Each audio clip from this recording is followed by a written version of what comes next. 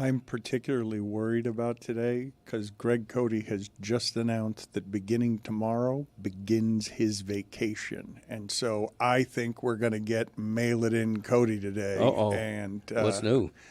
That's not particularly new, but maximum Mail It In Cody is a little terrifying. Where are you going on vacation? Do you is it going to be another cruise? Are you gonna bump into more things in your car in Ireland? We are going to an unnamed Western Canadian city. Christopher tried to convince me to spend my entire Canadian vacation wearing a Makova-rated shirt. I declined. But, we love Canada. We love Western Canada. We've been there a couple of times. Why is the Canadian city unnamed, and why are you now giving regional directions like on a compass telling us it's in the west of Canada, but you're trying to limit what we know? Okay. Because you respect people when they say they're going out of town. You don't want them to know exactly where he's going. It seems pretty obvious he's going to Vancouver, though. Okay, well, maybe not. There's a lot of prominent cities in Western Canada. Big country. Yeah, I could be going to Winnipeg. Nobody knows. That's in central Canada. Yeah, whatever. Dan, to your point, the compass. I remember iPhones used to have the compass. I don't think they have the compass anymore. But do we still use compasses? Like, people still have those? They still sell them? I heard somebody during the Marlins broadcast this weekend talk about Rand McNally. The almanac and maps. Billy, you looked at me funny when I said during the Marlins broadcast, were you surprised that I was watching Otto Lopez have his 27th RBI in 23 games? No, I was processing the thought that no one uses a compass anymore. Like, people just have given up on trying to figure out what direction they're going in. Yeah. The Marlins broadcast was talking about, does anyone use maps anymore? Does anyone know what Rand McNally TV or radio? is? It was radio. Wow. I just got to an age where I figured it out. I think it was after Californication came out, and Anthony Kiedis said the sun may rise in the east, at least it settles in a fine location. Then I figured it out. Oh, so you now don't need a compass at all. You always know just watching the sun. You're like a bit like Columbus. You're like an original explorer. Where I'm Italian. You are using simply the sun, and in the event that you get lost in the wilderness, you will know which way you are going because you will need neither map nor compass. I had a coach that used to do that, and he'd put up his hands, and he would get pretty precise with it. He'd be outside. Obviously, he was a coach, an athletic director. He'd been outside for 40 years, so he was actually good at it. My wife tried to do that one time and tell me, I know what time it is based on the sun. I'm like, you do not know what time it is based on the sun. No, you can't. I got a good gauge on that. You can. She can't. No, she cannot. Put it on Fair the enough. poll at Le Batard Show. Can you tell the time roughly based on the positioning of the sun, yes or no? I can. In fact, they still sell sundials. Google sundial. That pick it can't up. be. That No, it's cannot true. Sundial be a over good compass. business. That cannot. I bet it is. Put it on the poll at Le Batard Show. Selling better these days, compasses or sundials? Because I'm going to go ahead and say that neither one of those are doing terribly well. But I'm thinking certainly there are compasses on boats, right? Like they're just GPS on. They're now, just though. Yeah. Standard feature, I think. Yeah, GPS is the cheat sheet for everything now. You don't need to learn. Guy doesn't want to learn. Guy doesn't want to earn when he's traveling. That's a good point. I miss the AAA triptych. Oh, triptychs were the best. Yeah, I know. We used to get one. They would mark all the construction and everything long before GPS. I'd be driving. My wife would be next to me flipping the pages, navigating. It used to be great. Oh, it was the best. You'd say, you know what, we're going to head up to Savannah, Georgia, and they'd give you these big maps. They give you little books, tell you fun places to stop along the way. Triptychs. Dan, you ever go on a road trip?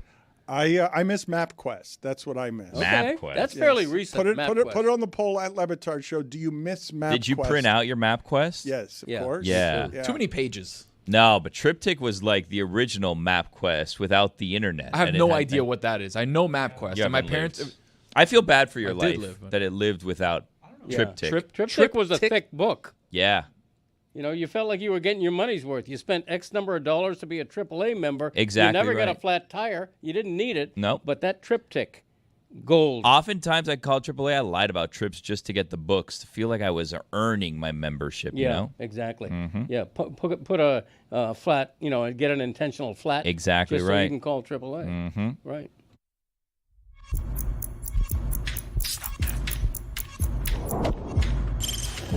Stop that. Stop that. Stop that. Yeah, I hear him chat to the noise. Move too quick, can't stop for the talking. I hear him chat with the walking. Just too sharp with the prize. White girls let it tell me I'm awesome. Yeah, hot like fire on the pan. If you wanna touch my please use caution. Cold like 0 degrees. I'm out the cage, gotta let out the beast. Revolutionary, gotta let out the streets. Locked in a cage, I'ma let out the sheets. We can't go on, man, forget my peace. You take the west, I'll take on the east. I'ma put them in the cage, never let out the. I hear him chat to the noise. Move too quick, can't stop for the talking. I hear him chat with the boys. Man so tough, but mans keep walking. Yeah, just too sharp with the prize. White girls let it tell me I'm awesome. Yeah, hot like fire on the pan. If you wanna touch my please use caution. Stop that. Stop that. Stop that. You guys aren't going to believe this, but Greg Cody swaggered in here today, and he said that the temperature on Mike McDaniels is now at high heat. Yeah, sort of like this studio. Greg's complaining about the studio as well. I told him he's wearing a long-sleeve shirt, and it is summer, but it is a little warm in here. Should have been here last week when it was boiling hot. I know, it's ridiculous. This is nice. This is nice. Billy wouldn't put on a windbreaker if it wasn't nice in here. There's more to it than that.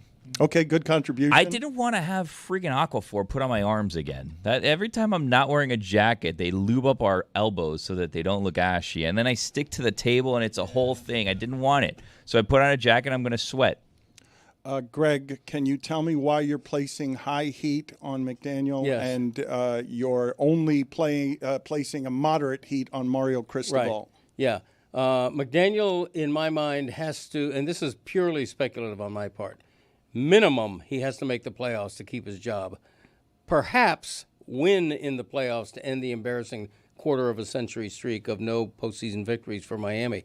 I think he and Chris Greer, it's a season of reckoning for both of their futures. Would you guys please get for me a list of some of the things that were so the last time the Miami Dolphins won a playoff game? Because it would be something. I mentioned this last week, that the last Dolphin playoff game was blacked out. It wasn't on local television. It hadn't sold out. That's an insanity. The last home Dolphin playoff The game. last Dolphin. Yes, forgive me. Yes, Yeah, the rules have also since changed, so that's not going to happen anymore. I'm sorry. No. The last playoff win is what I meant. Yeah. Not and it's not a home win. The last win of any kind in the playoffs was 24 years ago, and it was not on television locally. So no one this century has watched on television the Dolphins win a playoff game, and there is a good list that we can put together of things that were so back then, including like a $5 movie ticket. It was the 2000 season, so this is happy anniversary.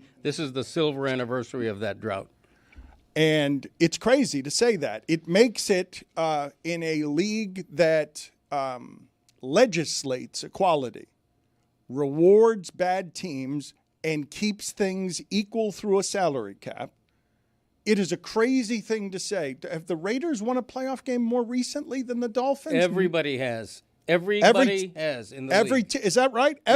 So the Raiders, because you guys think about this. Like, I'm sitting here saying it, I'm like, when the hell is Rich Gannon the last time the Raiders won a playoff game? I think the Raiders went to a Super Bowl after the Dolphins' they did. recent. So that's the one for the Raiders. The Raiders are Rich Gannon get to the Super Bowl, and that's the no, they don't. They lost because they lost to Tampa, right? Gruden knew all the plays. That's correct. They got blown out because Gruden had coached them. But off the top of my head, the last playoff Raiders team I remember, Tony Siragusa injures MVP Rich Gannon. That's the best Raiders team I've seen. The BS whistle at Cincinnati. They actually hung tight with I think that Bengals team went on to the Super Bowl. That Bengals team got so lucky throughout the entire postseason. And they made a bunch of big-time field goals, but there was that really controversial play where there was a whistle and it was allowed to play on. Do you know how crazy it is, though, that I'm watching now as people talk about football, and they continue to say the Bills' dominance of the AFC East. And it isn't that long ago that I watched the Bills go 17 straight seasons without making the playoffs. And now they're dominating the AFC East. The pressure can't be high enough. on the Dolphins. Like you have to be playing for jobs this year, and the pressure has to be at the maximum place. But why is it that you're saying that the hot seat is any hotter for him than it is for Mario Cristobal? Part of it is contractual. Mario still has half of a very lucrative $80 million contract to play out. I don't think they would spend to buy him out, nor do I think they're thinking of that right now. Mike might have more current intel than me, but I think the 12, when the playoffs expanded from 4 teams to 12, it put a clear onus on teams like Miami. All of a sudden, there's a dozen or more, 18 teams in the country who, even if they don't think they're championship contenders, they sure as hell think that they can be one of the top 12 teams. And just missed last year. I thought they should have made it at 10-2 before the bowl loss. I think they had a good argument for that 12th spot. They didn't get it. So I think the onus is definitely on Cristobal to be a playoff team, but I don't think if he doesn't make it that he's fired like I think McDaniels might be. I want to get to Kachchuck's wedding in a second. He can't be fired because they owe him too much money. Right. That's the first thing I said. So Kachchuck's wedding we'll get to in a second, and I do want to get to the Marlins in a second because their road record is as good as 3 division leaders. That's nuts to say that they're as good as Houston, Toronto. It's nuts to say that Toronto is the division leader. The Phillies. And I want to get to some D. Gordon sound in a second. But I was watching something this weekend, and they were talking about the trio of Michael Irvin, Emmitt Smith, and Troy Aikman. And I got to thinking, in football, if there are many since then trios that you can mention, okay, because I think Tyreek Hill, Travis Kelce, and Patrick Mahomes had a chance at this, but they didn't stay together, and they only won a couple of times as opposed to what Emmitt Smith and Michael Irvin and Troy Aikman did. Is there another, since Troy, Emmitt, and Michael, anywhere in football, trio that you can look at? Because Tom Brady never had one, right? He had some time with Randy Moss, but it was never like Marvin Harrison and Peyton Manning and Edgerrin James come close, but they only won once. Like, so when you think of greatest trios in the history of football where there are 3 Hall of Famers on a team, does Philadelphia have a chance at putting together? Philly's a good one. Keep in mind that Colts trio that you outlined didn't actually win. They moved on it. Joe Adai was the running back when they won their first Super Bowl. Philadelphia is a really good one. Bengals have an outside chance, Dan? Joe Burrow, Jamar Chase, T. Higgins? T. Higgins probably feels well, he's talking about running back, too, yeah, right? I thought you meant quarterback, wide because receiver, if we're going trio, back. we're going Tyreek Hill, Travis Kelce, and Patrick Mahomes. Sure, Boom, but done, that's no running back. No, but that's no running back, and also they only won twice, and that would be that's the best I could think of off the top of my head. But I was just thinking of the idea of, like, is that even allowed to exist anymore? Because I don't think we can do it with Philadelphia. We certainly can't do it yet, and I don't know if Michael, Troy, and Emmitt set the standard, we cannot say Kansas City met it, right? Because Tyreek Hill left. Like, they could have met it. Tyreek Hill, when they won the first one, said, why can't we win 7 or 8? And imagine that offense. Last year, this is hard. Is this hard to believe for you guys when I say it to you? That the Chiefs won more games last year than any time in franchise history? Because we all thought that team felt like a fraud all season. Yeah, I recall that. And it did. All those takes did end up coming true. They didn't have the firepower to hang. But that was the most wins the Chiefs have ever had in a season. Now, granted, they played 17 games and usually played 16 or 14. If you're not going to give it to Philadelphia, what's a reason? I mean, 1,000-yard receiver. Saquon was damn near MVP. Jalen Hurts was brilliant last season. Because I don't think Jalen Hurts is a Hall of Famer.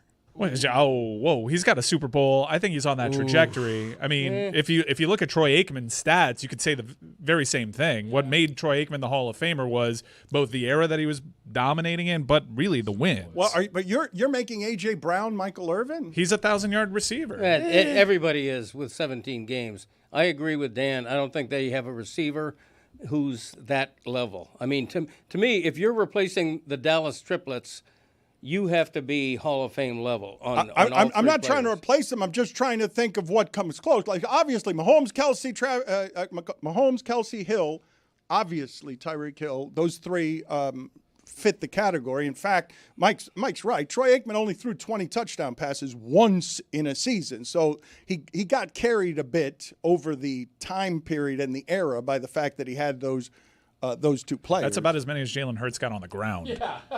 But if we're doing the exact parallel, which means the third player has to be a running back, then Philadelphia has, or Kansas City rather, never had that running back to go along with Hill and Patrick. But playing during a time when the running back is entirely not needed as right. well. Like, it doesn't even matter. They can go interchangeably and win titles, as the Patriots Which is did. why we got to move the goalposts and say just trios. Then it's for sure right. 3 Canton guys in Kansas Put City. it on the Mahomes, poll at Le Bill. Batard Show. Is Jalen Hurts going to be a Hall of Famer? Yes or no? I wanted to talk to Billy about what's going on with the Marlins because, as I said, Otto Lopez, they won the series against the Kansas City Royals. What happened? What was that noise? Nothing. Go on. There's minor bone to pick with them, but that's fine. We'll get What to is it. What's the minor bone? Just, the old bait and switch yesterday at Lone Depot Park. I took my family to the Lone because it was Mia the Chicken plush giveaway day. Mia the Chicken, the Great Rooster Race, Dan? I do not. You don't know the Great Rooster Race? Oh, my God. It's like the Great Sea Race. You remember the Great Sea Race? I do not. You don't remember Julio the Octopus running around in the middle of the game? They would race. You know how like the Nationals have the presidents that race, the great presidents. And then there's the hot dog races. The Marlins, when they opened in 2012, had the Great Sea Race, where they had Spike the Sea Dragon and Julio the Octopus, Bob the Shark, Angel, I think was a... I don't remember what Angel was, a stone crab or something. They would run around and they would have a race, and Julio would always lose. He was a tough luck loser. And then I think what we heard is that Julio was just so much heavier than all the other sea creatures, and that's why Julio would always lose. But Julio became beloved, and they gave away a Julio, stuffed animal a couple years later. And then when the Jeter regime came in, they did away with the Great Sea Race. Ooh. And we were lacking in-game races until recently, where I believe last year the Great Rooster Race came in. And there was a number of roosters. Charlie's there and Bobby's there. And then there was some other guy. I don't remember who the other guy was. And then they introduced Mia, the rooster. Well, I guess she's not a rooster. Mia, the chicken from Kendall. And that's Mia. You can see on screen right there. There's Mia. She does look like she's from Kendall. Mia's become very popular. And yesterday they gave away a Mia plush at the game. And when it was announced first 3,000 fans coming to the game get a Mia plush. Wow, everybody gets one. Wow. So we made it. I actually put it down on my calendar, and I said we got to get there early. We want to get that Mia plush. First 3,000 fans. First of all, 3,000 seems like a very strange number, but Marlins have been hot lately, so we got to get there early. And early we did. We got there very early yesterday. We were there damn near 90 minutes before the game, and then we had an issue. We were parking at someone's house. I haven't told my wife this. You did no blocking, no parking? Yeah. No, I like to support the local small businesses. And I park at people's houses, even if it's a burden to me. How much did you pay? That's a good question because the advertised price was $15. I gave the guy a $20, and then we kind of just stood there awkwardly for a little bit of time and said, "Okay, thank you," and I went on my way, and I never got any change. But this was an elderly man. We've been doing business together for some time now, and to be frank, he's not what he used to be. So I didn't. What do you mean by that? Hold on. What do you mean? He's not what he used to be? Well, the stadium's been open now 13 years. It's 13 years he's aged. In the 13 years that I've known him, and now he seems to have slightly less mobility than he necessarily did there. A little grayer than he used to be, and without putting anyone on, I wasn't going to get into an argument with him. He's a little slower. So I didn't want to argue with this man and confuse him or whatever. So I just, ate it. I said, okay, fine, whatever. You get the $20. So then we start walking down the street, me and my wife and my daughters, in a very hot day. And then his wife or daughter, so I don't know the exact relationship. It's very of important. These people. But she comes chasing. It's an important detail in the story. It's obviously a much younger lady than I'm trying to figure out. Yeah. Not much younger, somewhat younger. That's why there's confusion. As comes chasing us down the block, and I think, she's going to give us the $5 that we're owed. And that was not the case. It was like, we need you to pull your car a little bit more forward because it's out on the sidewalk, and we might get a ticket from the police if they do that. Which, by the way, I support, the bravest or the finest or whatever the police officers are, but they've really made it hard to park in people's houses. They're blocking side streets. It's a whole thing. I used to have my whole routine, and I had my way that I would get in and out, and I faced zero traffic. Dude, now they've blocked it. It's a whole thing. Anyways, so I didn't get the change. We had to move the car, and I was worried that we were going to miss out on the plushes because, again, we had to be part of the first 3,000 fans as was initially advertised. So we get in there. And I'm looking around. I'm trying to figure out which gate is going to have it because I know how are they going to there's 4 gates. How do they distribute? One gate's going to get like 750 of these. So we go in and I have my 2 daughters and they give us a plush and then they give another plush. And then I'm waiting there, and they're like, no, it's just for kids. And I'm like, whoa, hold on a second. We have a party of 8 that was coming to this thing. I wanted 8 Mia plushes here. What I was going to do with 8 of them, I have no clue. That was something I was trying to figure out driving in is how do I get rid of 8 stuffed animals? Do I know any children? Like, what do we do here? Who are we going to give these to? Because 8 of the same thing is excessive. We can all agree on that. Then I look on the thing before I came in, because I had a bone to pick, before I came out to blast anyone, I checked it, and I saw that it was switched to the first 5,000 kids at some point in time, which was not what was advertised when we got the tickets. Wow, skullduggery. Nevertheless, I saw a lot of happy children, so I was glad that they did it, but I also told our party of 8, you got to get there early if you want those stuffed animals. So then we were just there early for a really long time for no reason, so we did face painting. A good day was had by all. Again, with a good time was had by all. It was. It was a loss. No, it's a nice little comeback there in the 9th. We saw some people. I met 2 different people that recognized me named Felipe, 2 separate Felipes. Wow. It was fun. We took some pictures, met Billy the Marlin. It was a whole thing. They were down 7-0. Yeah. They won the first 2 games of the series. Put it on the poll, please, at Le Batard Show. Are you respecting the police if you call them, quote, the bravest, finest, or whatever they are? I don't remember. Them and the firefighters. One's the bravest, one's the finest. Firefighters. One gets shot at, one has to fight blazes. They're both brave jobs. Yep.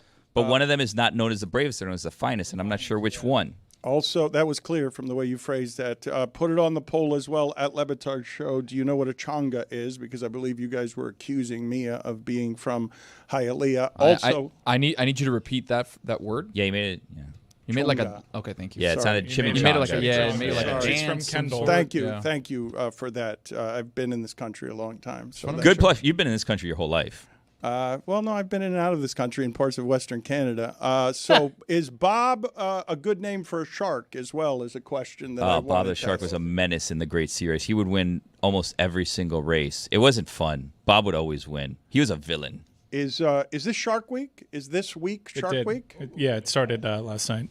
Okay, this is a very exciting time for me. Ron McGill hates Shark Week.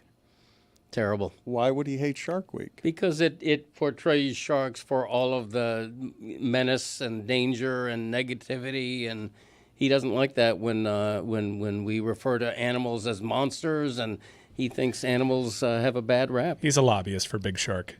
Yeah, it could be. He plays his favorites with the animals. We can agree on that, right? Like, he's not unbiased as far as it comes to animals. He's biased in general, thinking that all animals get a bad rap, I think, right? Yeah, he does. By the way, just as an aside, I hope you don't mind me saying, but I have some big news regarding my and Ron's book, The Pride of a Lion. May I say the big news? Because it's exciting to me. Movie option? No, not yet. Paperback? Not yet. It's come out in an audiobook. Wow. Yeah. That is huge news. Read by? It's very read by, I forget the gentleman's name, but he did a great job. Oh. Okay, because no, Not wanted you, not Ron? listen, I expected Ron to do it, but for whatever reason they went to a professional narrator. Why not Christopher? Where is Christopher? He's in Las Vegas. He was there for a Backstreet Boys concert at the Sphere. And I think he's coming back tomorrow. I'm not positive. Backstreet's back, they're saying. All Yeah. right. All right. Just decided? Tell me why. Yeah, he Christy, I think, led that, his wife. But just decided to not come into work today. Well, he can't do both. It's tough to be at work when Vacation you're in occasionally. Vegas. It's the summer. Unlimited. Red eye could, Yeah. You can do vacation and go watch the Backstreet Boys and take a long weekend. That's Is all he, right. Is he coming in tomorrow? I have no idea. I'm not my son's keeper. He's a grown man. Is he? But Is he? Is he? Because you're not a grown man. okay, back to me for a second. Hereditary. Yeah, back to you. okay. Big news. Great flick. It's totally thrilling to hear a book you've written on audiobook. Like, that was a cheap thrill for me. I listened to the first 2 chapters just to experience it, and it was wonderful. And also, The Pride of a Lion is now being distributed in South America, which is another big step. So in English or Spanish? In Spanish. Nice. So more than a year after its release, that book has generated enough interest to be republished in a couple of forms like that, and it's very exciting. I'm very proud of that. It is a failure that Ron McGill did not read that book. That's a disappointment. That would he would have been great. The audio, our audience would have bought an audio book read by Ron McGill. It's less of a sales item when you don't have it read by Ron McGill. If you'd read it, our audience would buy the audio book. It no matter how good the sound of the professional narrator, the fact that it's not one of you two will sell fewer books, not more. Do you get a cut of sales? Sorry for asking. Do you get a cut of sales? Because like right now, if you want on Amazon, it is 77% off. It's $584. So I don't know if that's good for you or bad for you. Such a deal.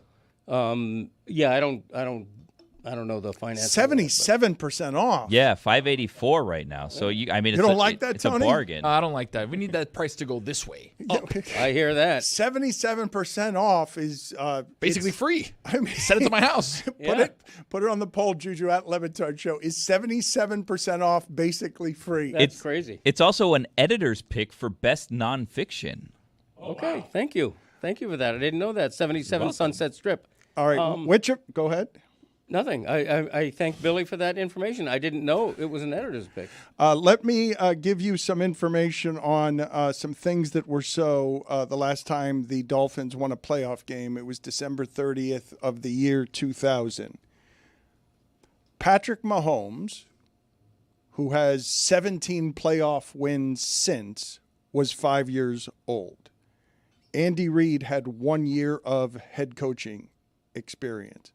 Mike Ryan was a freshman in high school. Wikipedia didn't exist. Social media didn't exist. Tua was 2 years old. The iPod didn't exist. Castaway was released in theaters, and I think this is the most shocking one. Greg Cody was 46 years old. A pup. Greg Cody was in his spry prime complaining that his columns were running inside the Miami Herald because me and Edwin Pope were on the front page. That's true. That was technically before I became a full-time columnist, which I think was in 93. No. Yeah, it was in 95. So I was a columnist, but I was still third string back then. I remember listening to that Lamar Smith playoff game on the radio. Yeah. There was no way to watch it on TV because it was a home game and it was blacked out during the playoffs, which became routine. There was another playoff home game that was blacked out against, I think, Elvis Gerback and the Baltimore Ravens. Wow. Elvis. But that was a great moment in time. I had some loyalty to the Dolphins back then because the Browns had just re-entered the NFL, and during that time I was a Dolphin fan. So that was an exciting time around town. Wish I could have seen it. It was a great performance by Lamar Smith. 40 carries. Man, did they run him into the ground. Their present starting running back hadn't been born. Hadn't been born the last time. He wouldn't know who Lamar Smith is. No. He wouldn't have it. H.M. would have no idea who Lamar Smith is. Nope, not unless he's a historian after the fact.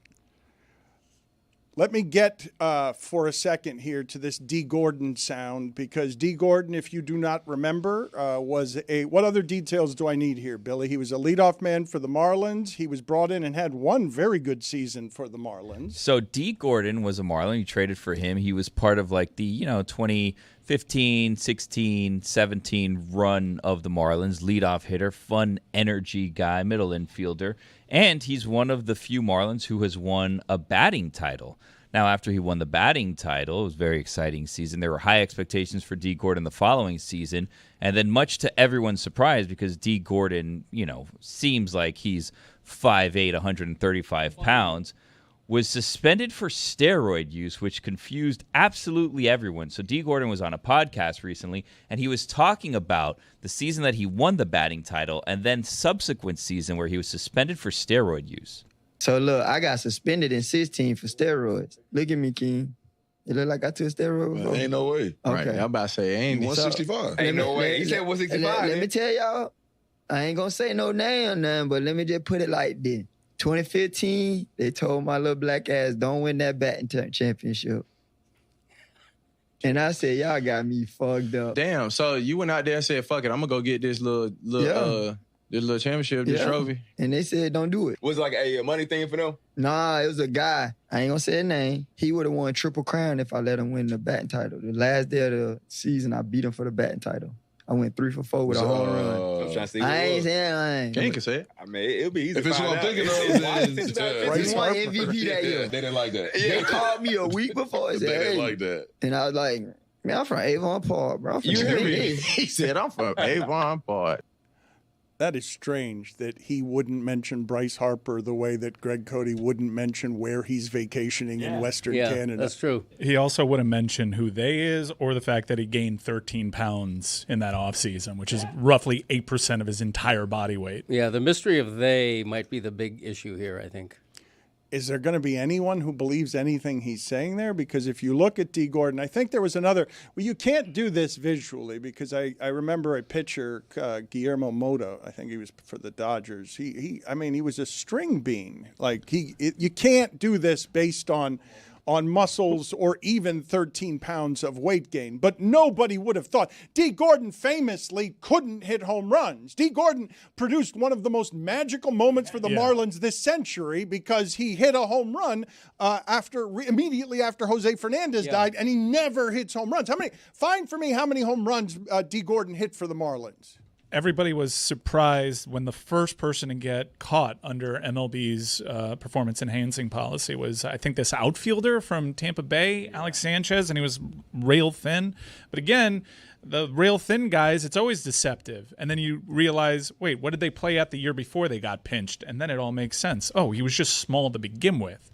Guillermo Mota also was surprisingly large. He was 6'6". He weighed 240, but he was 6'6", which is why he was thin. Tall, but I don't believe that listing of 240. I don't believe it because if I show you a photo of Guillermo Mota, you will see that is not a person who looks like he is on steroids. He's going to hit 7 home runs as a Marlin.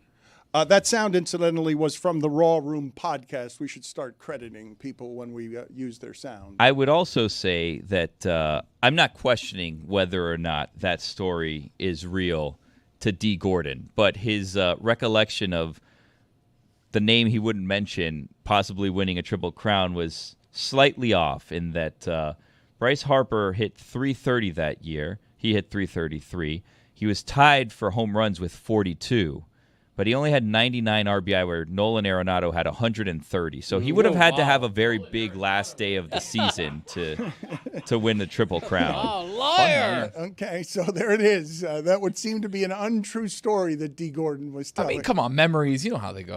All of a sudden you remember, you had 40-some-odd home runs. You had some-odd 99 RBIs. Yeah, Raw Room got to set that record straight. Oh. I hate to say it, but you can't let a guy get away with that. Somebody got to step up and say, he lost the RBI race by 31. But if you tie, because this happened to Carl Yastrzemski in 1967, my original hero. Yes. If you tie for home runs, you still get the Triple Crown. Tell us more about your original hero, Carl Yastrzemski. I mean, in 1967, the impossible dream. You know, Greg Cody is 12 years old, going on 13. It was my entree into loving sports, into loving baseball. I was from Massachusetts. I went to a few games as a kid at Fenway after the fact because we moved there when I was 3. But Yaz was my first hero along with Willie Mays. I had an AL guy and an NL guy. The Say Hey Kid and Yaz were both my heroes. And years later, when a feminine product named itself Yaz, I was very, very upset.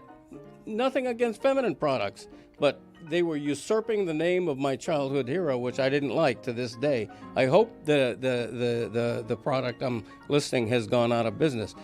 But that's a diversion from what I'm talking about. Everybody's got a magical. Sure is. Everybody's got a magical hero. Mine in 1967, Yaz, son of a potato farmer. This guy, that's also, I read the Yaz book.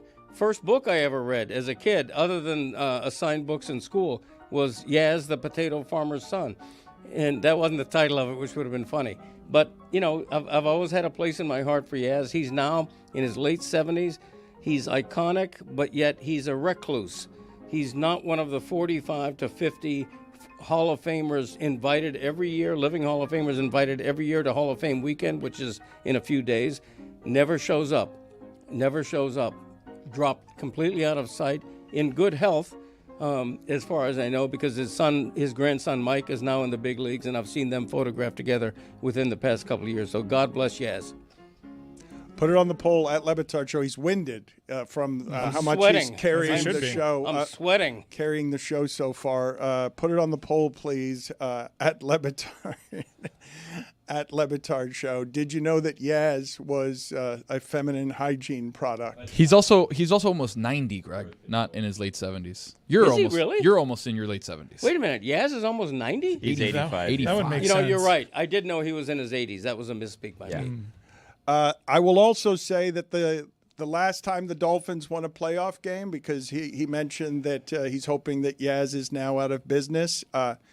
In the time since the Dolphins won a playoff game, iTunes was formed and then died.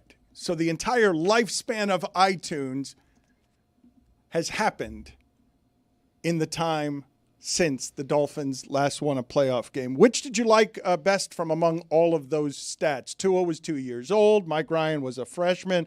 Achane hadn't been born. Social media didn't exist. Wikipedia didn't exist. That's a lot. And Greg Cody was 46 years old.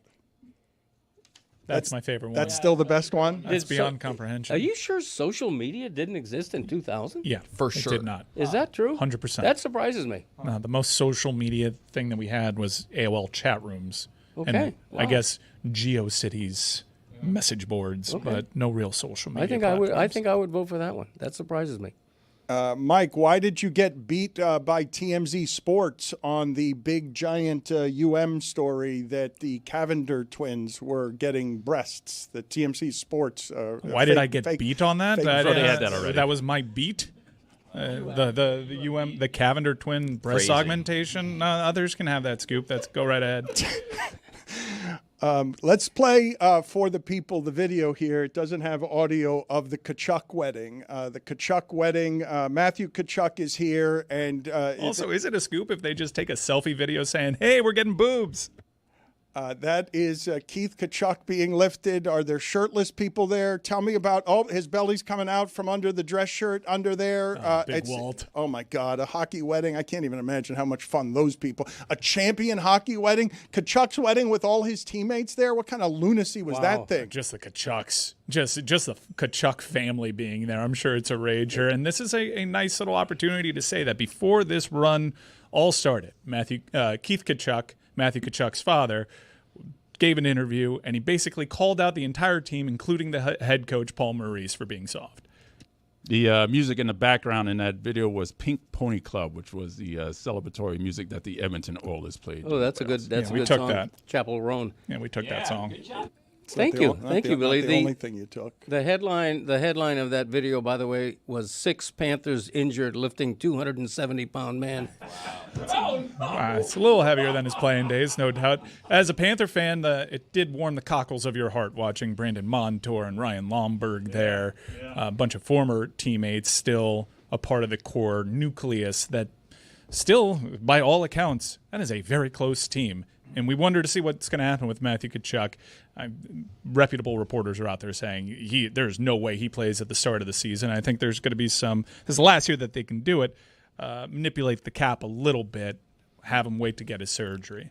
You would not need him all season. Why would you play him all season? You could get all your players healthy. The thing that the Panthers can do, and this seems insane to say, it seems like a truly insane thing to say, but of all the crazy things they did in architecture, of going from a team that was the best they had in offensively in the history of the sport, was it not, during the regular season, and certainly in Panthers history, they blow that up because that can't play in the playoffs, and they have proven over the last 2 years that they can absolutely find an elevated place to play and can coast through the regular season like a basketball team, where they don't have to worry about whether their seeding is 1 or 3rd. They could go load management with surgeries and everything else. They can only do it for 1 more year, but they can do it for 1 more year. Well, as far as Kachchuck is concerned, I wouldn't be surprised if he got surgery because he's aiming to play in the Olympics in 2026 in Milan. So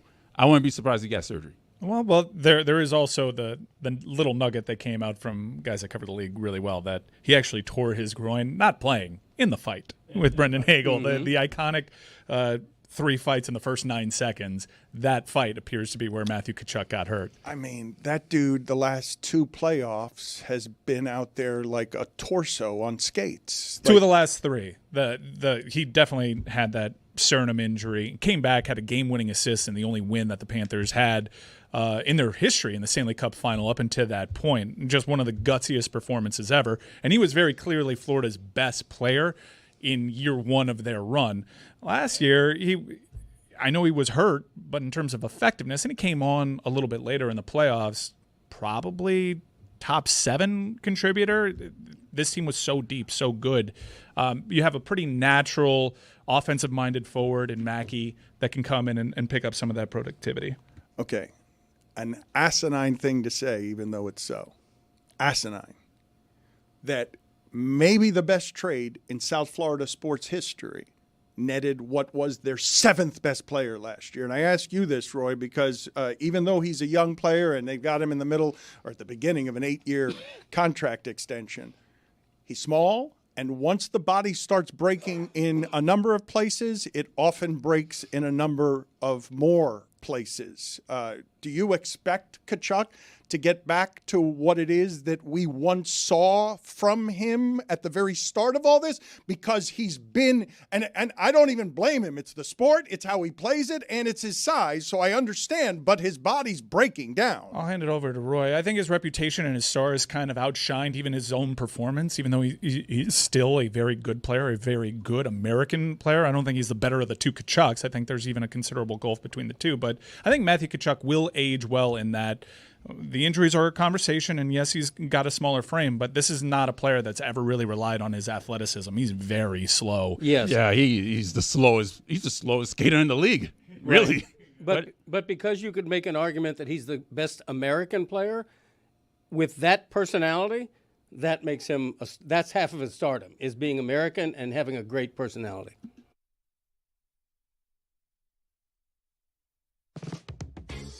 This is Juju. He's got a new show. Welcome back. The Alley Oop has returned. How many damn jerseys do you have? It's about basketball, hoops, and hoopers. I'm trying to get us away from calling him the Joker because the other nickname on his page is Big Honey. And I just think Big Honey is a way better nickname. Now, Don Staley and them girls back at it again. And she gonna pull up Prada down, Chanel, Gucci, and Louis. It don't even matter. Them Auburn Tigers, bro. Them boys 35 years old each player. None of them brothers got a hairline amongst any of them. But maybe you're wondering, where can I see it or hear it? Tell us, Juju. Subscribe to our YouTube channel. That's youtube.com/oddballhoops. Do you need me to point at some visual explanations? Well, here you go.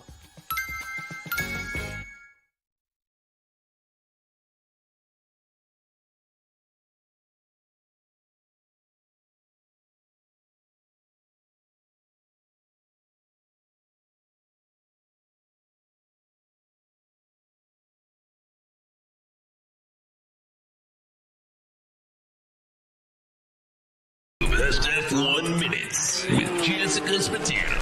After a blank space on the calendar, Formula One is back in Azerbaijan despite its reputation for tight corners and narrow roads. F1 is putting a sprint race in Baku. On Saturday, Charles Leclerc is fearless in pole position as the sprint begins.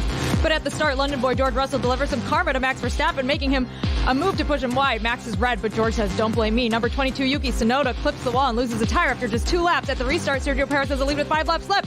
It's time to go. Checo wins the sprint race, but Max and George have bad blood when the race ends. You guys see what I'm doing yet? Will there be vigilante shit on Sunday? This is amazing. You need to calm down because it's lights out and away we go in Baku. Sparks fly, and Verstappen is driving like he's in a getaway car and pulls out into the lead. Long story short, Nick DeVries has a glitch and a safety car ensues. Perez is in the lead after a slew of pit stops, but he's not out of the woods yet. The one driver, Max Verstappen, has speed, but that's when Sergio Perez says, bye-bye, baby. As the race ends, Esteban Ocon goes into the pit, but the mastermind race organizers have let press onto the treacherous pit lane. This is why we can't have nice things. 7-time champion Lewis Hamilton finishes 6th. The last great American dynasty, Haas, finishes out of the points, but today was a fairy tale for Sergio Perez. Verstappen finishes in 2nd, which is better than revenge. 1-2 for Red Bull is nothing new. They don't have champagne problems on the podium, but the anti-hero Max Verstappen is only ahead in the Drivers' Championship by 6 points. Fernando Alonso and Taylor Swift rumors are swirling. Long live Formula One.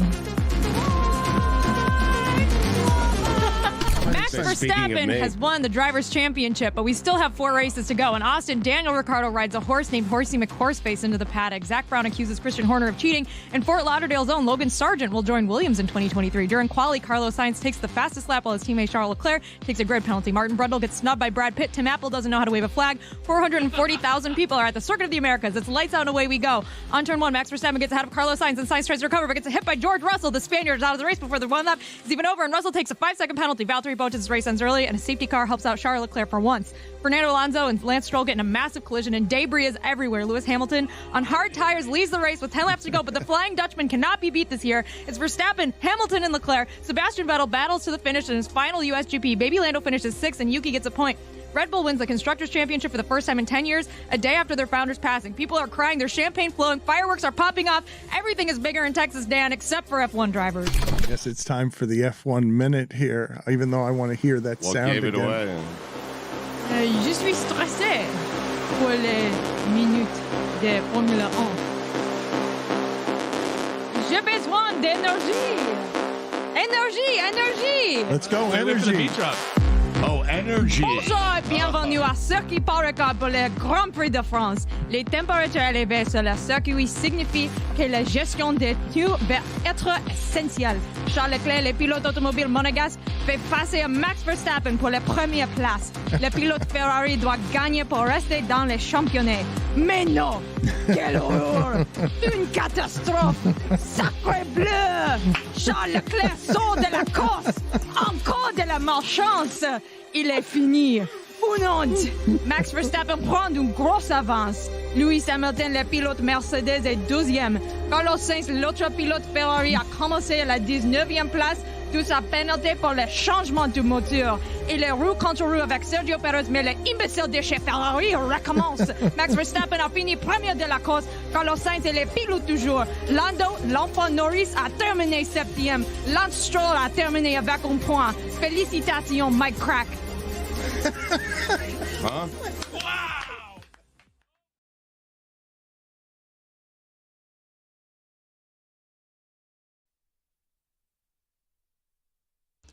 This episode is presented by DraftKings. DraftKings, the crown is yours.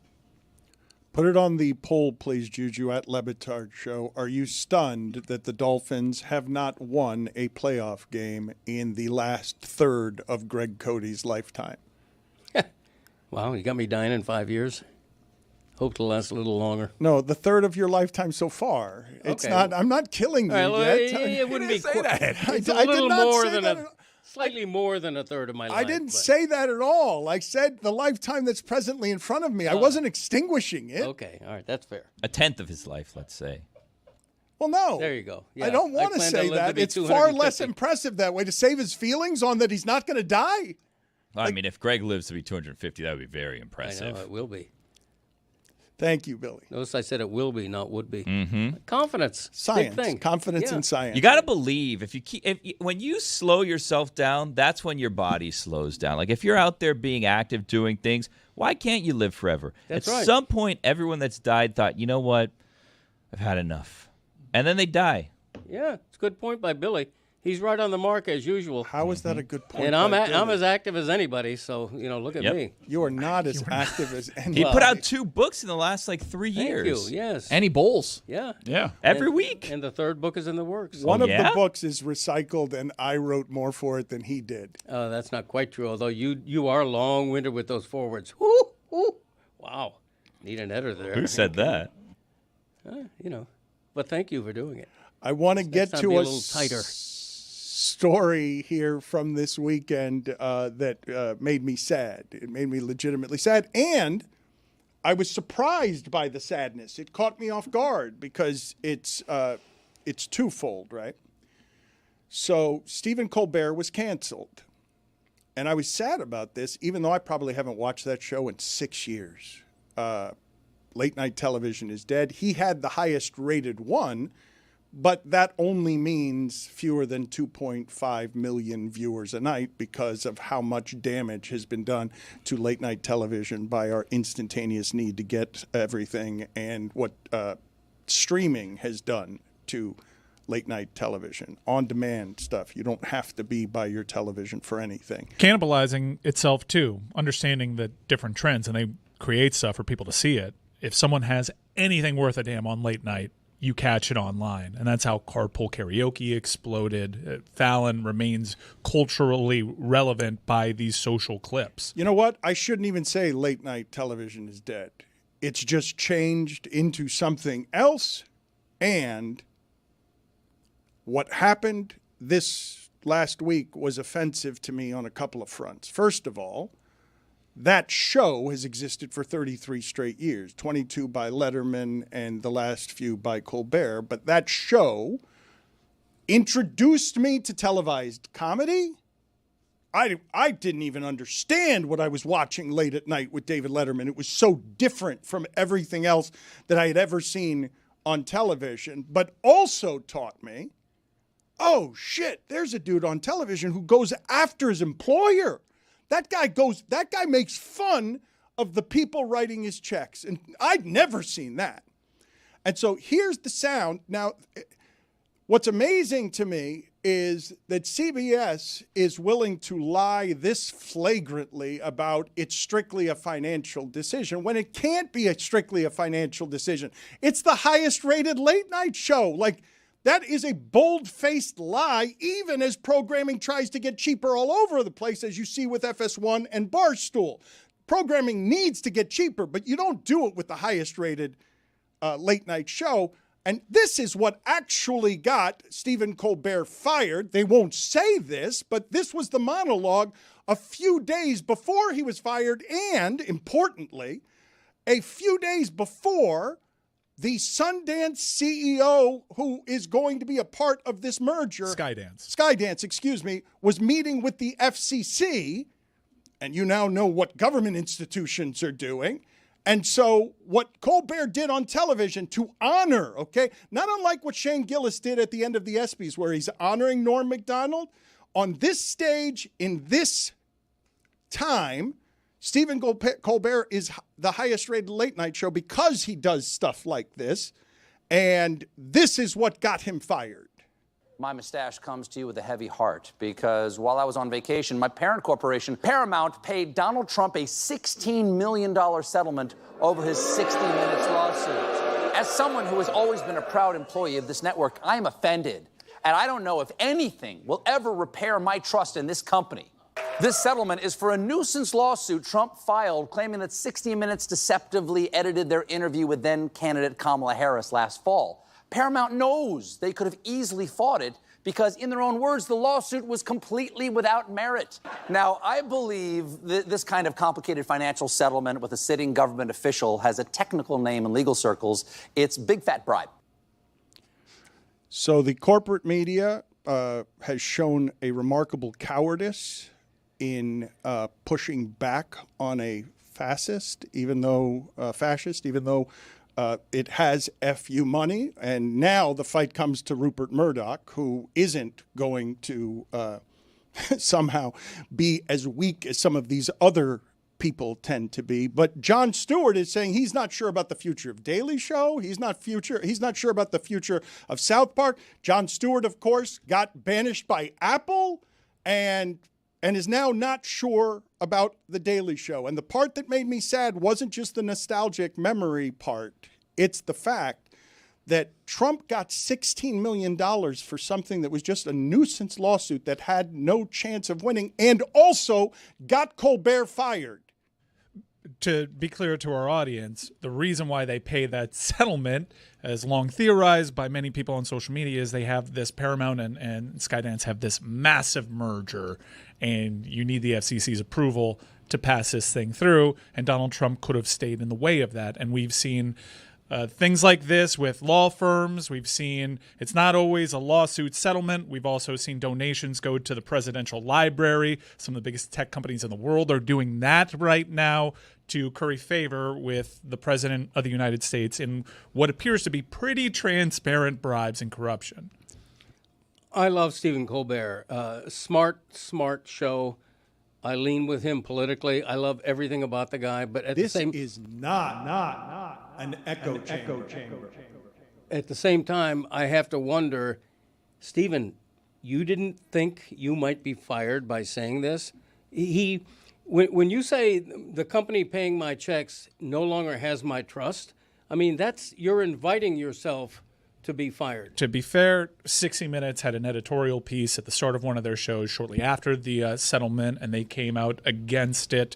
And he hosts a show, as Dan mentioned, where what's canon is going at the corporate bosses. That is actually like a tentpole of late night. Stephen Colbert has never shied away from that. Dan mentioned Jon Stewart, who does host the Daily Show every Monday for Comedy Central under the Paramount umbrella. The South Park creators who also have a very famous show, a legacy show in South Park, for that same parent network, came out and said this merger is a disaster. It's why you're not getting new episodes on time. But Bill Simmons, I saw a clip of Bill Simmons, and he pointed to tonight's Daily Show with Jon Stewart as one of the more fascinating nights and late nights since the extortion attempt on David Letterman. What was David going to say there? Because you have a guy in Jon Stewart who is one of the most recognized, if not the single most recognized personalities with that network, Comedy Central. He also just left a place in Apple because they tried to censor what he was going to report on. Colbert's career is tied to that show, The Daily Show, and Jon Stewart. So what is Jon Stewart going to say today? In this time where the court jesters have become the trusted newsmen, because that tree is not just Colbert and Jon Stewart, it's also John Oliver and a whole assortment of other folks. Yeah, it was a king-making show. And John Oliver also goes after his employer, makes fun of HBO Max, and these people are important. And the idea that in today's time you can have the business come into the editorial to contaminate everything at a time we need the press to be stronger, we need voices to be stronger, to see corporate media bow to throw $16 million. It's a nuisance lawsuit. I understand why they did it. I understand. It's simply a business decision. But the blatant dishonesty after that is something that makes people not trust corporate media. Like, you can't say that's strictly a financial decision. Like, that is as bold-faced a lie as the pathological liar who's a criminal and a racist and possibly a rapist and felon and everything, and fraud. That's every bit the lie that he tells daily. And emboldened now. Takes his victory lap on social media saying Jimmy Kimmel should be next, and then while not mentioning Jimmy Fallon, also kind of touches on Jimmy Fallon, and it just exacerbates this type of behavior. We saw it touched sports over the weekend, this kind of shakedown mentality. Change the Commanders' name or else. And a lot of conservative friends ask me, what do you think about this Commanders thing? I'm like, I think it's none of his goddamn business. What business is it to the President of the United States what a team decides to call itself? And now he's trying to get in the way of a real estate deal. This is what an authoritarian looks like. It's no more his business what they're called to what colors that they wear on the field. That is a private enterprise. It's none of the president's business. Oh, but I've told you before that there are a stack of executive orders and other things that they can just throw into the publicity machine to try and get rid of whatever the scandal of the day is. And he's having all sorts of trouble getting rid of Epstein because his base is turned on him. And when I tell you that corporate media is failing, the guy he's presently sued is not failing. That's a fascinating dynamic because Rupert Murdoch owns the Wall Street Journal and owns Fox News, which is the largest megaphone that President Trump and his administration have had. It's tilted the pendulum when it comes to influence in this country. It's propaganda. And it'll be interesting to see if that ever goes to discovery. Maybe Donald Trump is playing himself. But yes, with the Obama hoax, with the Commanders, he's reaching for any kind of popular diversionary tactic with his own base because that's where his popularity is strikingly dipped with his own MAGA base. I mean, I expect CBS or any huge corporation to lie or fudge the truth for its own benefit. I don't particularly trust politicians, starting with Trump, but that's a different story than or Stephen Colbert doing more than he wasn't making fun of CBS by any means. He wasn't having a laugh with it. He was super serious, and he did more than just make fun of the settlement or deride the settlement. He said, I no longer have trust for my corporation. And that, to me, that was him going over the line in a way that he had to know that was the line. That's all I'm saying. I think. So you're saying he should have been fired? I am saying that he should have expected to be fired. Okay, in an ideal world, I'm not going to fire him. If I'm CBS, hell no. But knowing the reality of what he's dealing with, I think when he's flatly saying, and CBS ostensibly is in the trust business. They still have news programs. When he's saying, I no longer can trust CBS, I think that's a death knell. I think he had to know that I am saying something that might get me fired. You say that, but I will tell you at the end at ESPN around some of this stuff, I never expected to be fired. Never. And wasn't going to be, because you don't take the hit on that. But the times have changed. And what has changed on Colbert is the times, because that show's always been allowed to do that. And you're right, when he went after, he did go after them hard, but he has a lot of reason to believe, as the highest rated show in late night, that there's very little possibility that he's going to be fired for making fun of his employer. What I don't understand is Paramount paid the president off with this settlement. Shouldn't that have stopped the problems? Did they not want their biggest late night talent calling this to attention? But 60 Minutes has just let Colbert do his thing. And now it's become totally outsized with the announcement that you're letting him go, because now people are focusing on the message when it's a message that he could say for years on end. The only time that's ever been canon, apparently, for CBS with their parent company is when they're trying to push through a massive merger. You said he made it worse. They've made it worse, and they have, but temporarily, right? The decision is a fascinating one. To take the publicity hit at the front end that you're going to take right now, lie about it, try with a calculated fashion to say nothing bad about Colbert. You're not telling us it's about anything else. You're saying strictly financial decision, and that makes no sense. I mean, you're pissing off Stephen Colbert. We wait with bated breath to find out what they do with Jon Stewart. These are all taped shows. Are they going to muddle that message? You add Matt Stone and Trey Parker to the mix. This is not a dilution by degrees. You are ripping away what is actually an audience driver for you, things that make part of this merger really appealing. That was a massive deal that they cut with Jon Stewart, that saw him executive produce and bring back to life The Daily Show, with him including him hosting once a week. Apple ran off Jon Stewart, and I want to go back to a conversation that we were having last week about the difficulty that mainstream sports media is having finding young audiences and how they don't know how to do it. That the people in charge are old. The people in charge were not ready for any of this streaming stuff. The CEOs who met with the writers during the writers' strike didn't know what they were doing because the new age has arrived and they don't understand what's happening. And all the people in charge are old. It's one of the reasons I found fascinating what FS1 did. Because, and I mean this as no indictment of Barstool when I say it's cheap programming. Roy Wood Jr. told me, our friend, told me that something that he watches in comedy. Comedy is a very hard way to make a living. There aren't a lot of employers. You know who the employers are. Specials are easy to do, but all other content costs a lot of money in comedy. And keep in mind, this guy's been grinding, hustling, touring, trying to make a living, still has to grind, even though he's one of the famous ones, because it doesn't usually come with health insurance or employers. You're always a solo. You're an independent trying to find work.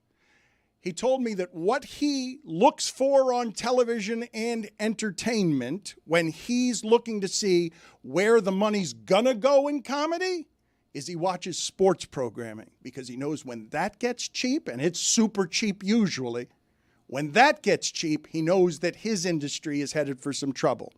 And what Fox just did is what ESPN is doing on ESPN2, where everyone realized during the pandemic, oh, we've been doing TV all wrong. We could just do it on Zoom, and we don't have to pay people $7 million since most of them aren't actually ratings people. And the thing that's smart about what FS1 did is it's not merely cheap. They're going to finally do it the way they should have done it from the beginning. Is you don't try to beat ESPN at being ESPN. You got to make fun of ESPN. If you're the rival, if you're the challenger, if you're Fox when you're doing Tracy Ullman and starting with The Simpsons, what you have to do is Married with Children. You have to do things no one else is doing. So what they did at the beginning to establish credibility is to try to be ESPN, and they failed. And so now they're going to go to a brand that will lure young people, not just because it always does, because for sure they're not going to respect the way that it's done and the way that it's done with their rival. And it's a very smart move on how to get young people, because most people in media do not know how to get young people. It's still being reported on. What we know about the weekday block, I think it's 2 hours of Barstool programming. We don't know what that looks like, if they're just going to repurpose something existing, which would be more cost-effective for Fox, or if they're going to throw some money behind a newer concept. But one thing is for sure from working over at ESPN, we know licensing these shows is usually more cost effective for these parent corporations than building out the studio, hiring around that,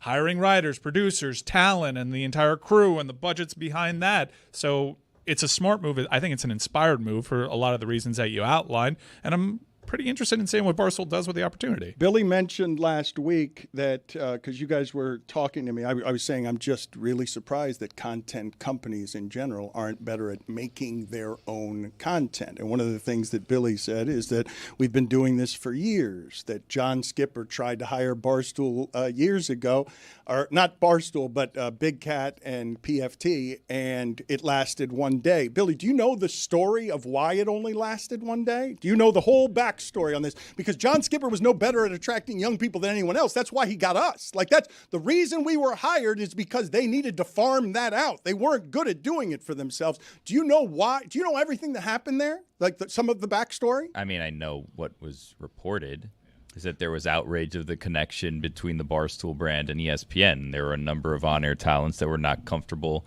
with that connection and that relationship, and they spoke out against it. And then it was determined those people are more valuable to this company than the partnership with Barstool is, so we're going to end it.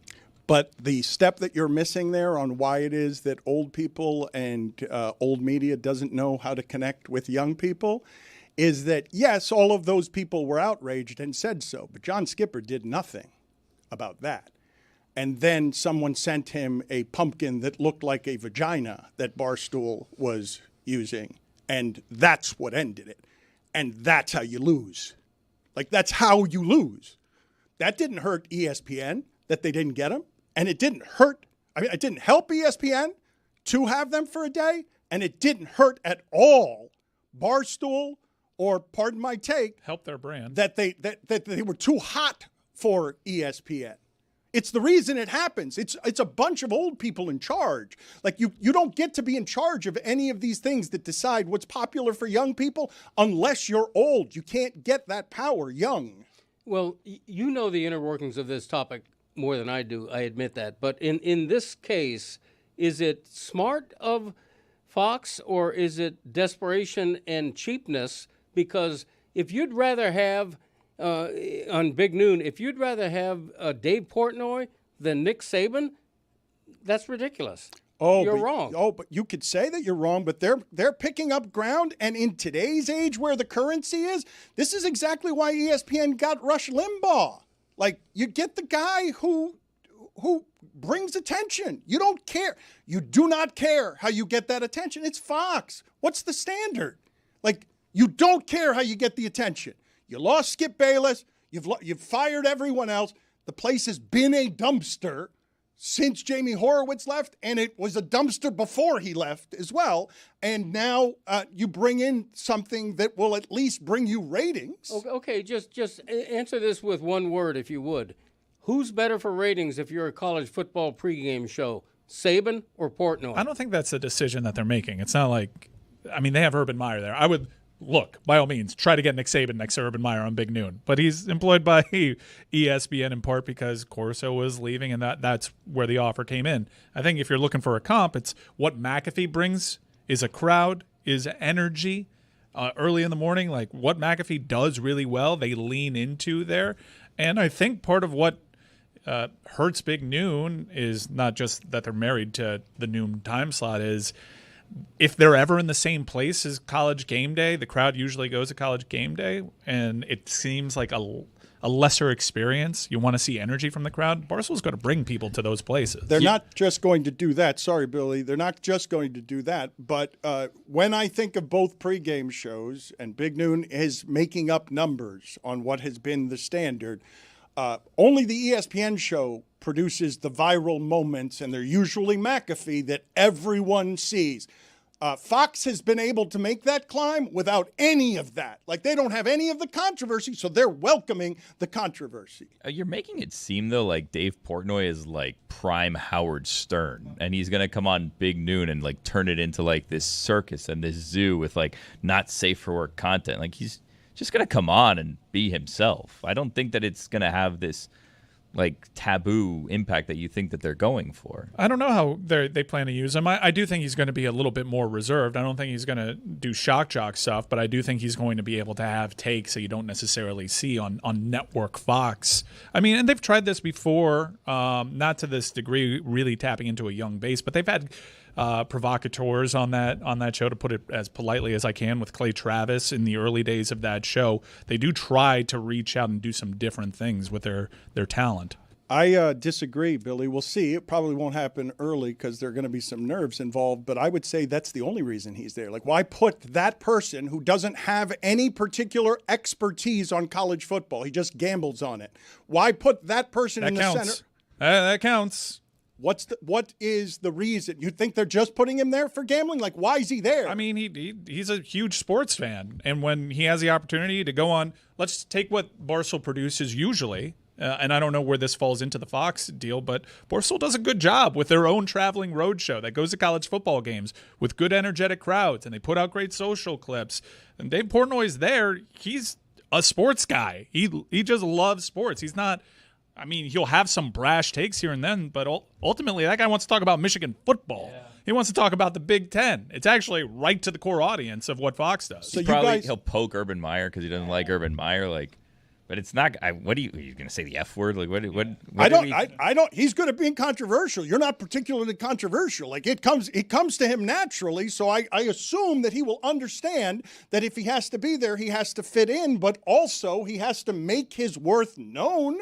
While there, like, McAfee found his footing for a while. Like, it took him a couple of minutes, and it's going to take Portnoy a couple of minutes. But it's a strange thing to have in the – like, nothing like him has ever been on the center of one of these things other than Rush Limbaugh. There's nothing – Bill Simmons is a decent comp. No, but a politically polarizing person. Okay. Like, Bill Simmons is not a politically polarizing person, but that is a good comp, because if you think Simmons was there to just be a fan, I don't think Portnoy will be there to just be a fan. I think he will be there to bring attention, and he knows how to bring attention, and he's good at it, and he doesn't.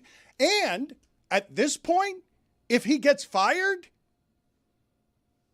doesn't matter. He doesn't need the job. Like, he doesn't need what is there. Like that, he could go do other things. Yeah, he doesn't need the job, but he's also not like, a 20-year-old. He's the head of a very successful company. He's not going to blow up a relationship with Fox and now with FS1 over doing some stunt on Big Noon Kickoff. And I don't think he's going to bring politics into Big Noon Kickoff. I don't think we're going to get into any debates there. No, he's fairly traditional as a talent when the central focus is CFB. Now we'll see how it turns out. I'm sure he'll say something that'll garner attention, which is really, I don't see the downside at all. If you're trying to make up ground, I mean, what's the downside? He's not good, and then you ultimately learn from that, and maybe you reduce the amount of camera time that he has, but still ultimately you got into business with Barstool to bring eyes, and hopefully they bring that attention there. I'm with Billy. I don't think he's going to jeopardize an entire network-wide deal by just trying to be shocking. That's also not really his thing. Whenever he's shocking pretty organically. It doesn't come off as a put on with Dave Portnoy. I'll give him that much. Yeah, I was gonna say, like, you could agree or disagree with what he says and what he thinks and believes, but he seems genuine in those. Like, it doesn't seem like it's a shtick or like an act that he's going on and saying things to be controversial. I mean, maybe he'll turn it up from time to time, but like it seems genuine. I don't dispute you guys. Like, this is the part that you guys aren't hearing me on. I don't think it's inauthentic. I think he gives off asshole on purpose, and he's proud of it, and he doesn't back down from it. Like, I mean, 2 peas in a pod. Game recognized game down. It's a mirror. The other thing that I wanted to talk to you guys about is, you okay, Greg? Yeah, that's why I pressed the cough button. Yeah, I'm he a nailed professional. that one, I'm too. a Good pro. job, Greg. Good one, I'm a Greg. real broadcasting pro, Dan. Hope Awful Announcing includes that in the clip. Yeah. Him coughing at the end? Yeah. I didn't hear it. Well, that's why I clicked the button. cough I button. pressed the cough He button. pressed the cough button. Nobody would have known if you hadn't mentioned it. Yeah, Dan. I would say very few people occupy the sports media space that you do. You are a bit of a unicorn. I don't know whether to thank you or... A coughing unicorn. No, it's a compliment. Okay, thank There's you. a lot of redundant skill sets. Yeah. I haven't really seen anyone in the industry replicate what Greg Cody brings to the table. Thank you very much. I do take that as a compliment. That is a sincere compliment. Okay. Two things that we Speak into mentioned the mic, there please. that I assume Thanks, that Roy. you have commentary on is one, Trump getting in the Washington football team's name business. Yeah. And the other one was the idea of Saban returning to coaching. Surely you have thoughts on both of those things. Well, I would mimic what Mike said on Trump, just having no business whatsoever getting into This is the business not of personal, an echo chamber. a professional, personal team owned by a guy having nothing to do with the government. Why is Trump even bothering? Trump doesn't have enough on his plate politically in a time when his ratings are tanking by No, everything you know I've what read. he's. Come on, I already told you what he's doing there. It's not that he doesn't have enough things on his plate. He's Okay. clearly not sleeping, and he's in giant trouble because his own base is turned on him. Right. And Murdoch's not afraid of him. Like, Okay. And so that's clearly not what's happening here. He wants the Epstein stuff out of the news, Okay. and he's only got so many moves to get it out of the news. Okay, but this is just so silly that it's not going to divert attention from the Epstein stuff. It's just everybody's looking at it and laughing like, come on, Trump. Really? Back to Indians and Redskins? Yeah. What are you doing? I mean, it's just further polarizing and dividing the country. It's just so stupid. If I may, that's exactly what it's doing, and it's working, and you're giving attention to it. You're giving it oxygen. It is so clearly a distraction. Right. It is so clearly an intentional popular move with this base to get them fired up, and it's a diversionary tactic to get them to look away, and it is working. Is it? Yeah, we're because talking we're about talking it. about it? Yeah, and if No. we're talking about it, his base is talking about it, and really he called them stupid to their face last week. He needed to make up ground with that base, and Obama hoax and Washington team name, these are very popular culture war type of things that are core principles to the MAGA base. And yeah, he's stoking those flames to get people. And stop telling me how to be politically correct when I'm a white person. Don't tell me how to talk about black people, gay people, Native Americans. Don't tell me how I can talk about those people. That works. I always find the logic behind the Washington Commanders that he gave to. It's the same kind of logic that he had with renaming some of these forts after former Confederate soldiers. And it's always like, we have to protect the heritage and the legacy. Sure. People who were proud to come from these places. Apparently that legacy and heritage did not apply to the USS Harvey Milk. I guess with that, we don't need to protect that legacy. It's very clear what they're trying to do, which is a literal whitewashing. Okay, so when does the White House start flying the Confederate flag? Is that the next step? Because No, you got to go slowly there. First you bring back Ease your way into it. The Negro Leagues, you bring those back. Trump will want to have only one team name that he's responsible for there. Yeah, He'll bring okay. back, and then you climb up to that. Oh, okay, all right. I didn't get that straight. Sorry. Saban. It's tied to Donald Trump. It's tied to his looming, what's reported on rumored executive order to cap compensation in NIL for football teams, I think. And Nick Saban is heavily involved in there. I think he has an official position, or it's been floated out there that Trump is leaning on Nick Saban heavily to craft what this will look like. And if that's the case, and Nick Saban gets to dictate what the rules are, And if the Big Ten and SEC are essentially the people that are enforcing these things, then Nick Saban's advantage, it's back.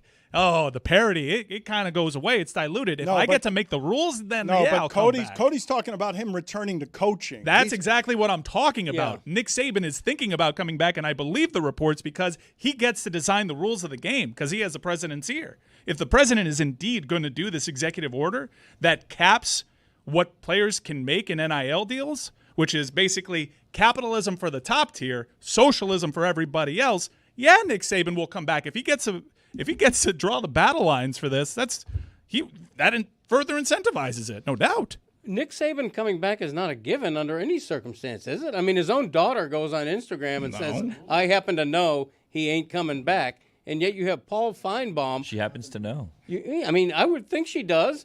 You have Paul Feinbaum, just gratuitously floating out, he ought to go back down to Miami and take care of that issue down there because he coached the Dolphins in 2005 and 2006.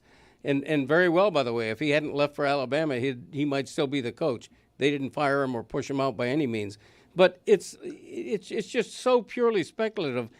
If I'm a betting man right now, I'm not betting that Nick Saban comes out of retirement. Are you? I don't think I take the bet, but I will say with him getting the ability to shape the policy, the executive order, I'd say it makes it a hell of a lot more likely than it was prior to. Nick Saban's daughter happens to know? He happens to know. I would think she does.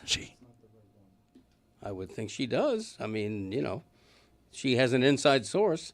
It's her dad. You don't think they've had a conversation? Why does she go on Instagram and say, he ain't coming back, people? Well, thankfully, he's never lied on the record or changed his mind. Fair comment. Touche. Is that all you have on Nick Saban? Do you have any other thoughts on Nick Saban? I don't have any other thoughts that merit stating right now that are on course with this particular topic. I just think it's always ridiculous when we and now all of a sudden the poor Alabama coach at the SEC media days has to speak about the Nick Saban rumor, and of course he's all polite, in saying that he's done so great he should be able to do whatever he does. Parentheses, but not take my job, I hope. So I just don't put any credence to it. I think it's I hate to say it, I think it's a media contrivance at this point.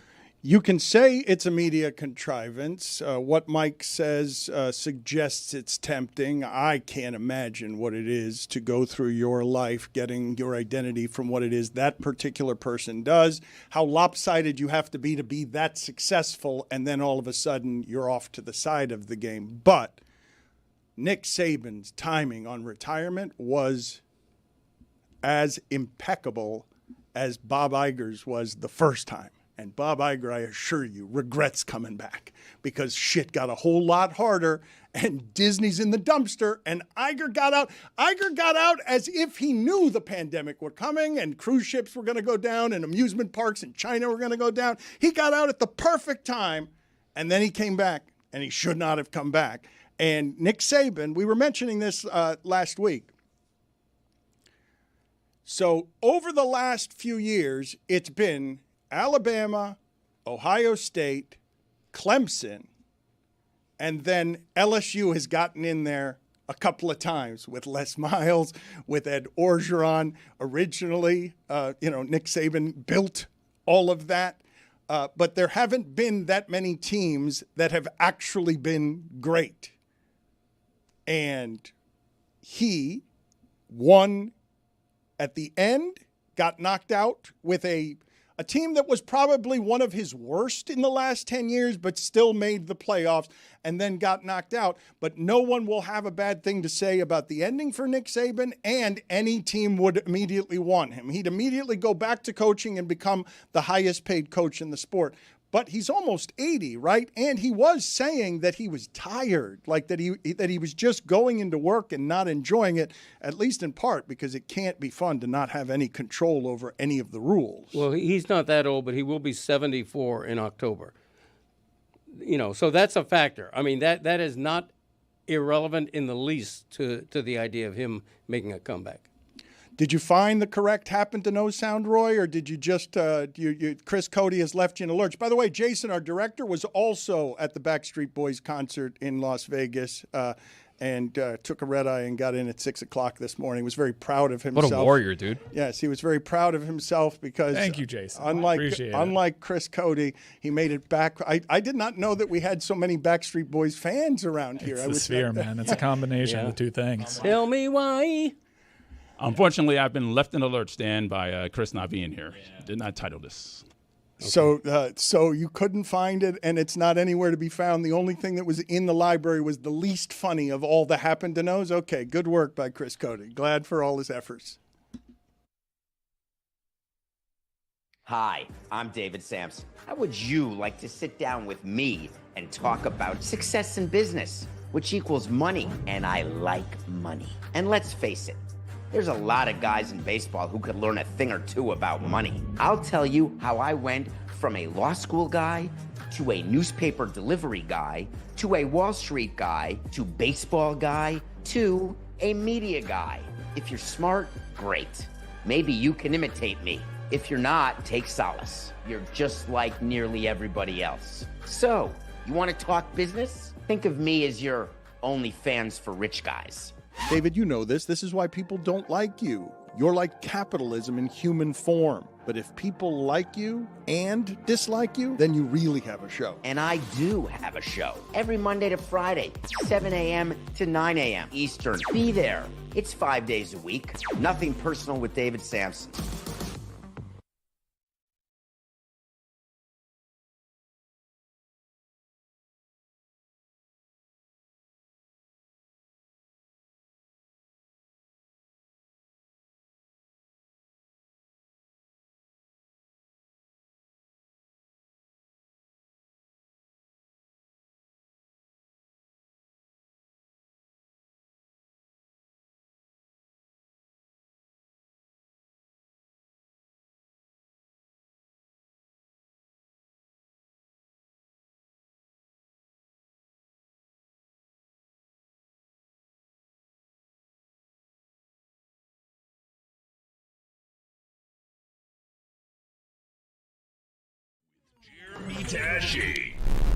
Because Jeremy was an alleged journalist last night.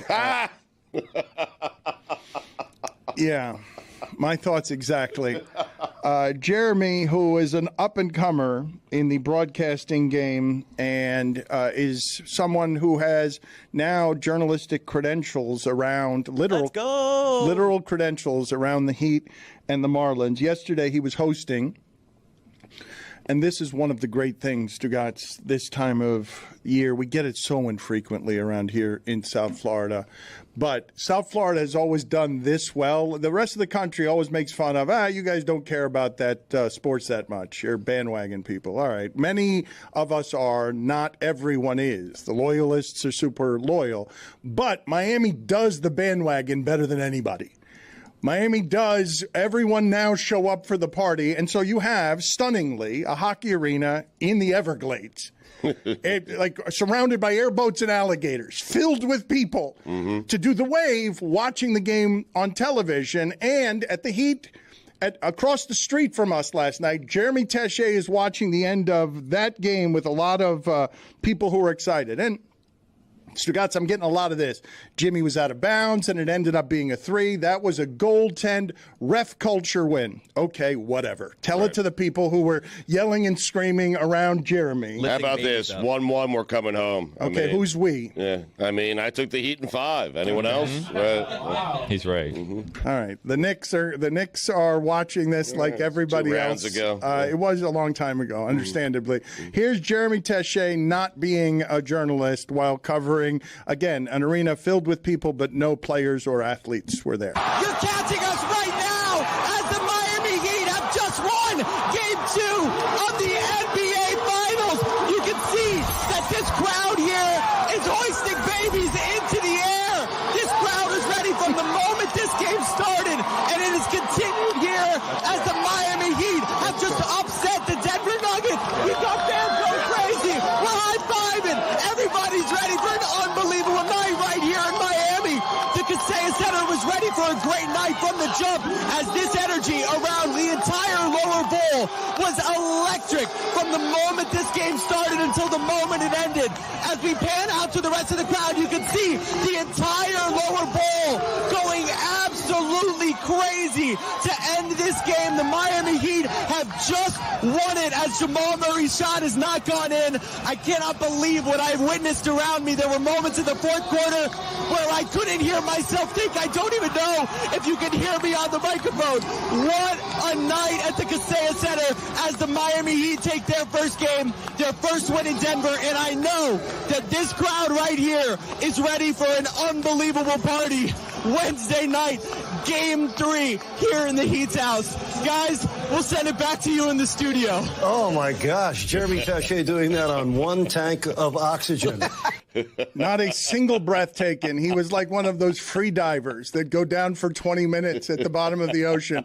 It was a record. And if you're listening just by audio and not watching, what you didn't see in that noise is there were 11 actual babies tossed in the air. Just infants. Seems reckless. It does. But hey, it's game 2. Right. Wait till game 7 of this thing. Right. 11 babies, a fetus.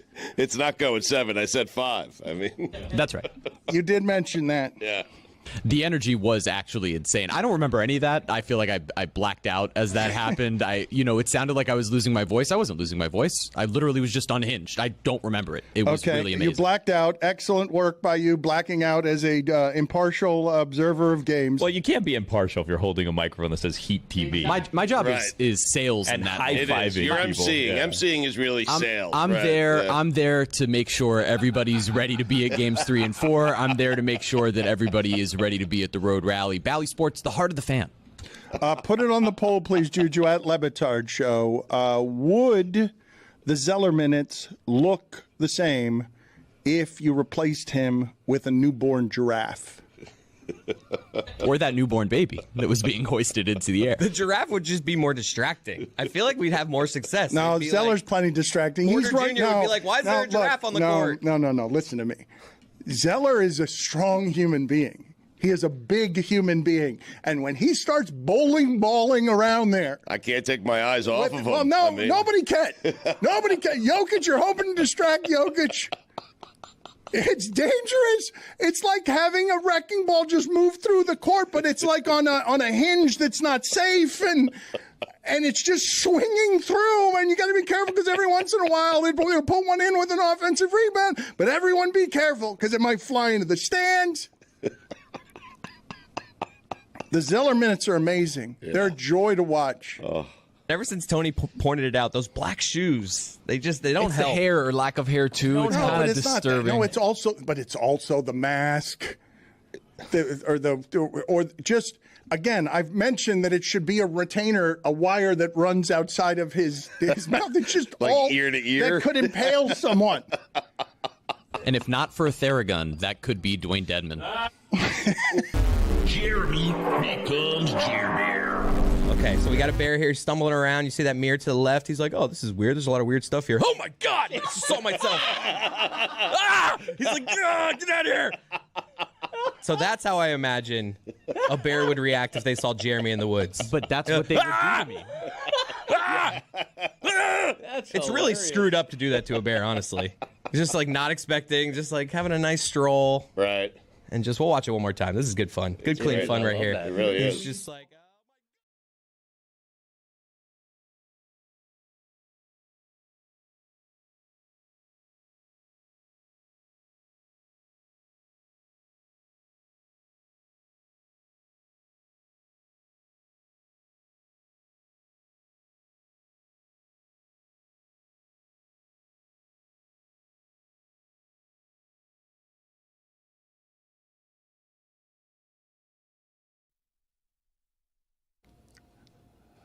Greg Cody's terrible mustache has disappeared. It is gone. It was not unlike Stephen Colbert's. It was pathetic. It was an embarrassment to all other mustaches throughout the history of facial hair.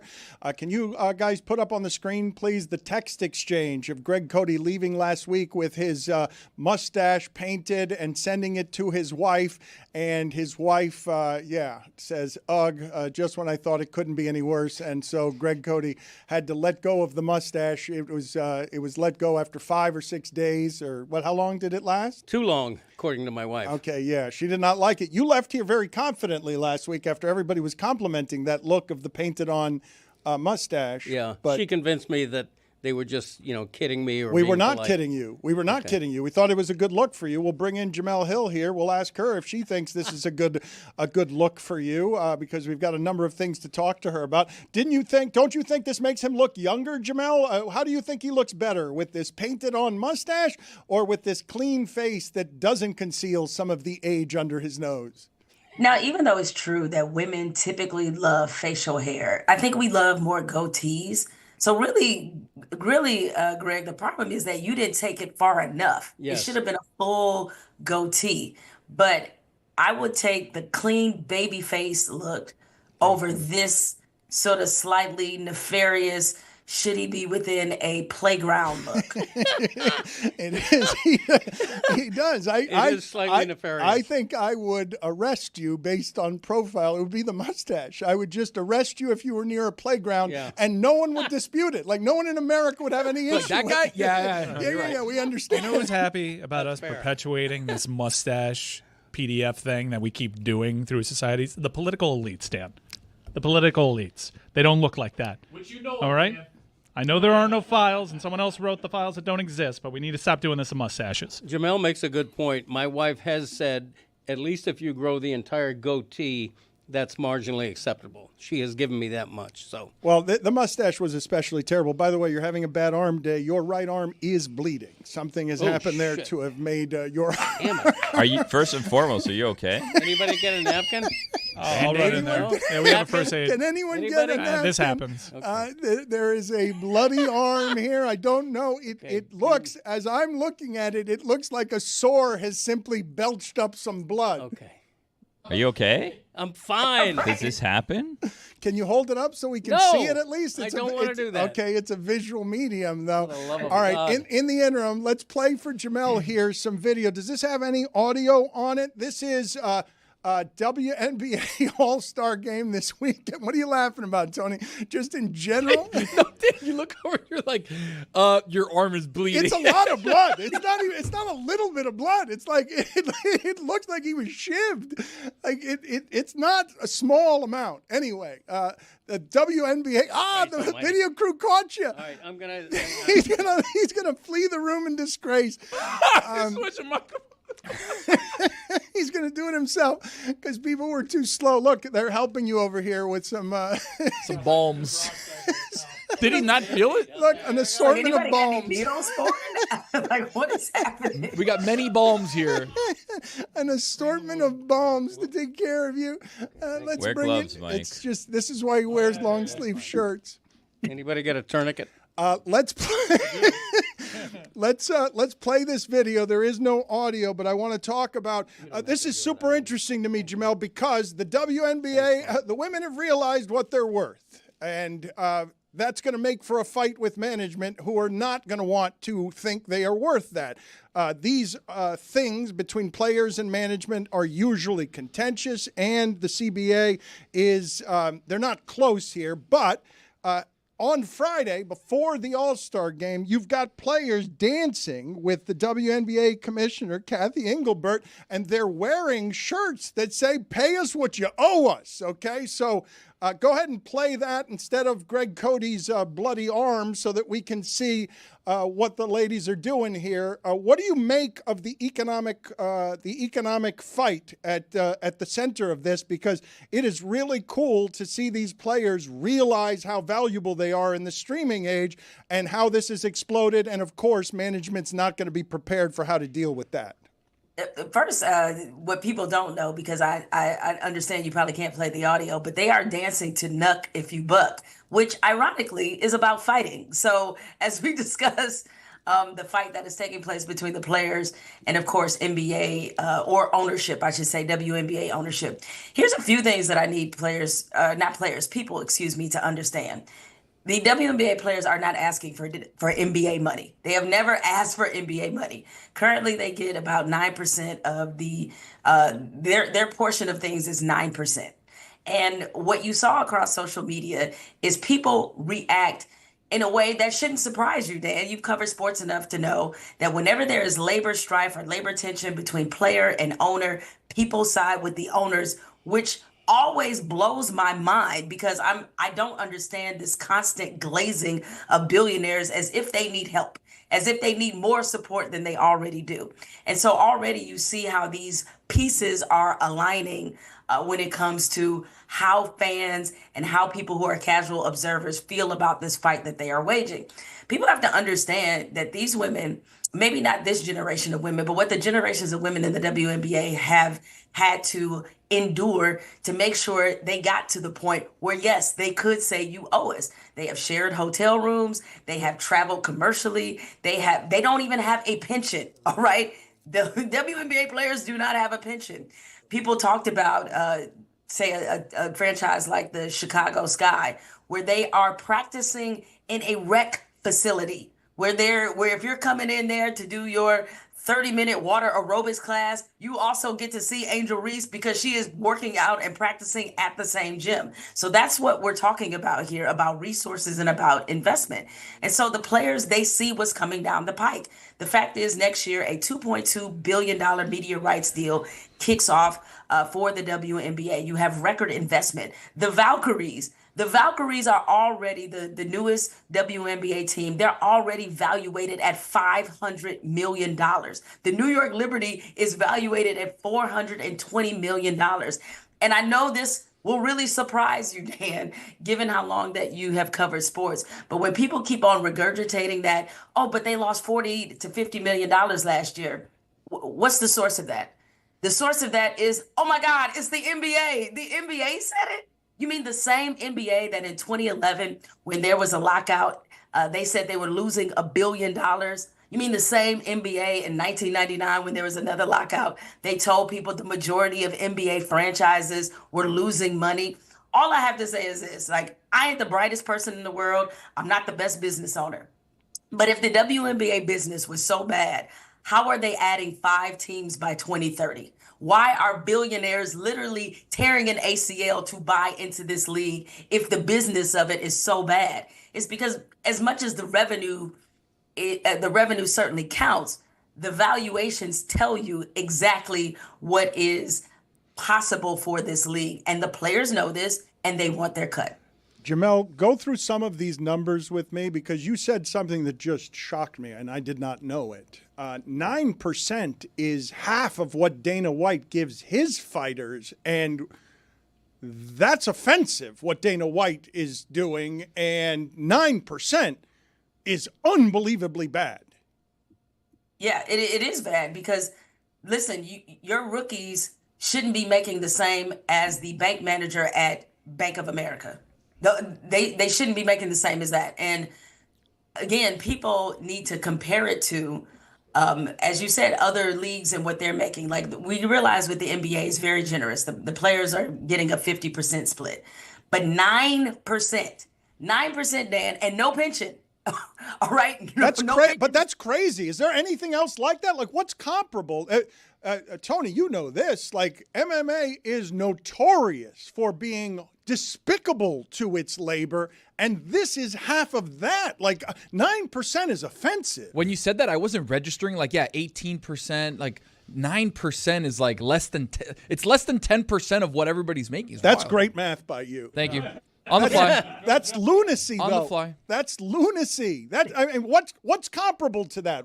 Historically, what do you have that would have an entertainment vehicle that's as valuable as this one with the labor making 9%? And what are they asking for, Jamel? Like, if you can look at this in any way, sort of objectively, right? Because I know this is also something that you're rooting for. You would say, what else would compare to something as poor as 9% when you have probably the most, what has been the most undervalued thing in sports, given that the TV age and the streaming age is going to need this programming soon, given the numbers that it does? Dan, I can't really think of a comparable, but I can say this in terms of what the players are asking for. Like, obviously, they're going to go for an even split. And I'm not sure if they're going to get it, but I will say if they get, like at this point, considering how low it is, if they get a UFC style split, it would be a major win. And, that's what sort of bothers me about the conversation around it, is that there is this mentality, especially when it comes to women. And then you're dealing with a league that is Black women, primarily Black women, 70%, that the idea is that they need to just be happy with the crumbs and whatever that they're given. It's like the people that are investing in this league, and even the NBA itself, the reason that they have chosen to subsidize this league is not because of charity. And because women's sports is always positioned as something charitable, as something that people are doing just because it's the right thing to do. No, this is a business. And the reason that the NBA started the WNBA is because they knew that this moment would eventually come. It wasn't because, sure, David Stern had a vision of being able to do something that hadn't been done in America, which is have a viable, profitable league that showcases the very best women's basketball players in the world. But he also was thinking about this from a business standpoint, as was everyone who has been involved along the way. And even as the WNBA has been losing money, and I put that in air quotes because we frankly don't know what the books look like, because that's kind of the way it goes in professional sports. At the very least, they have provided a very safe tax bunker for a lot of NBA owners, hence why for a long time that they had no real reason to invest. And now that they see an opportunity here through Caitlin Clark, through Angel Reese, through the fact that just as a public being that much more interested in women's basketball, they want their share. I think to protect the product, and it makes sense for the owners to do this, is that you eventually, this season alone, the WNBA will play more games than they've ever had, through the regular season and the playoffs. So it'll be, 50-something games. You want to make sure you pay them enough, at least so that they're not going overseas. What does it say about the salary structure in the WNBA that the whole reason that Brittany Griner was playing in Russia is because in Russia, that has not so good of a record of human rights, pays their women's basketball players better than they do here in America. That's the whole reason why she was there. That's why Diana Taurasi was there. That's why many of them go overseas. They go overseas to countries that have terrible human rights violations because they actually could get paid what they're worth in those countries and not in this country. Jamel, I was going to mention Brittany spending a year in a Russian jail directly linked to the embarrassingly low WNBA salaries. I was also going to mention the unrivaled league in Miami began expressly because these women couldn't make enough money in their own league. What's it going to take to be fair with these salaries? And do you envision a time when the players may threaten a strike if they don't get what they want? Where's all this headed? So in my mind, I think both parties know that a strike, especially right now while the product is so hot, is not a good idea. But that being said, let's look at the resolve of these women. They're already not used to getting paid. I think they're willing to see this to the mat. And when they wore those T-shirts, it reminded me of another time they wore some T-shirts, which was just recently in the last couple of years. And that would be the year of 2020, where they wore T-shirts to support Raphael Warnock, the senator out of Georgia, who was polling at 9% before these players decided to take on a WNBA owner in Kelly Loeffler, who was the sitting senator at the time, who made some disparaging comments about the players participating in the Black Lives Matter movement. She made those comments. They took it personally. They did their research. They got behind her opponent, an opponent nobody thought could win. And they decided to put their entire platform and muscle behind an owner to get that owner kicked out of the United States Senate. So that's the type of resolve that they have. This is the crowd you don't want to mess around with because, yeah, to prove not to just prove a point, but to get what they're finally worth, they're willing to go as far as required to do this. And I hope that the WNBA ownership and the NBA league brass understand this. This is not the crowd to play with. Play with somebody else. Don't play with these women from the WNBA. Jamel, to that exact point, though, like, isn't it the perfect time for a strike if your product is hot, if you have all this resolve? Say, okay, you guys want to make all this money off us and pay less than 10%, 9%. Like, all right, we're done. Like, we'll bring somebody else in. I mean, that's exactly why they opted out. That's why they opted out of their collective bargaining agreement that was already in place, is because they saw and understood what the moment was. And likewise, as a part of this back and forth battle, hence why I find the timing of suddenly the New York media knowing exactly how much money that the WNBA lost last year, I found that to be pretty interesting. There's a lot of interesting stuff here, Jamel. Like when you mention the resolve of these women, it is not lost on me that these women were stronger during 2020 than even the men were. You're mentioning that they're used to not making money. You've seen what's going on with the NFL Players Union. It's a disaster there, at least in part because those very wealthy people aren't willing to miss a single paycheck in unity. I would say these are the people to be least trifled with given all of the conditions. Like they're the most likely to strike and they're the most likely to have resolve. Yeah, because they're already accustomed to not making money. And it's interesting that you bring in the NFL because one of the things that I think, I mean, granted, obviously NFL player salaries have increased dramatically. You have more and more players that are able to get fully guaranteed contracts. But if you look at the NBA history, is that their fight early on in the early stages when people wondered whether or not this league would survive. I mean, we're talking about the early 70s, particularly when they merged for the ABA and when Oscar Robertson fought for the league to have free agency, borrowing what Curt Flood did in Major League Baseball. People have this idea that the time to strike is when it's already profitable, when things are already good. That is not the time to strike. The time to strike is now when you're on the verge of something, because that's when you can get the conditions met. See, I don't think we'll ever see guaranteed contracts in the NFL because why would the owners ever agree to that? They have no reason to do it. But here in the WNBA, now is the time to get those things that would further cement them as a real legitimate professional league. Now is the time to strike for pensions. Now is the time to strike for higher salaries and set the tone. The NBA players set the tone in the early 70s. And that is why you have players making $300 and $400 million today. And so this is unfortunately a window into what is the American mentality about a lot of things, especially when it comes to women and Black women demanding things. It's like, no, you guys should really be on their side because the struggle that they're facing is a struggle a lot of women can relate to, being undervalued, being underpaid, but doing similar work.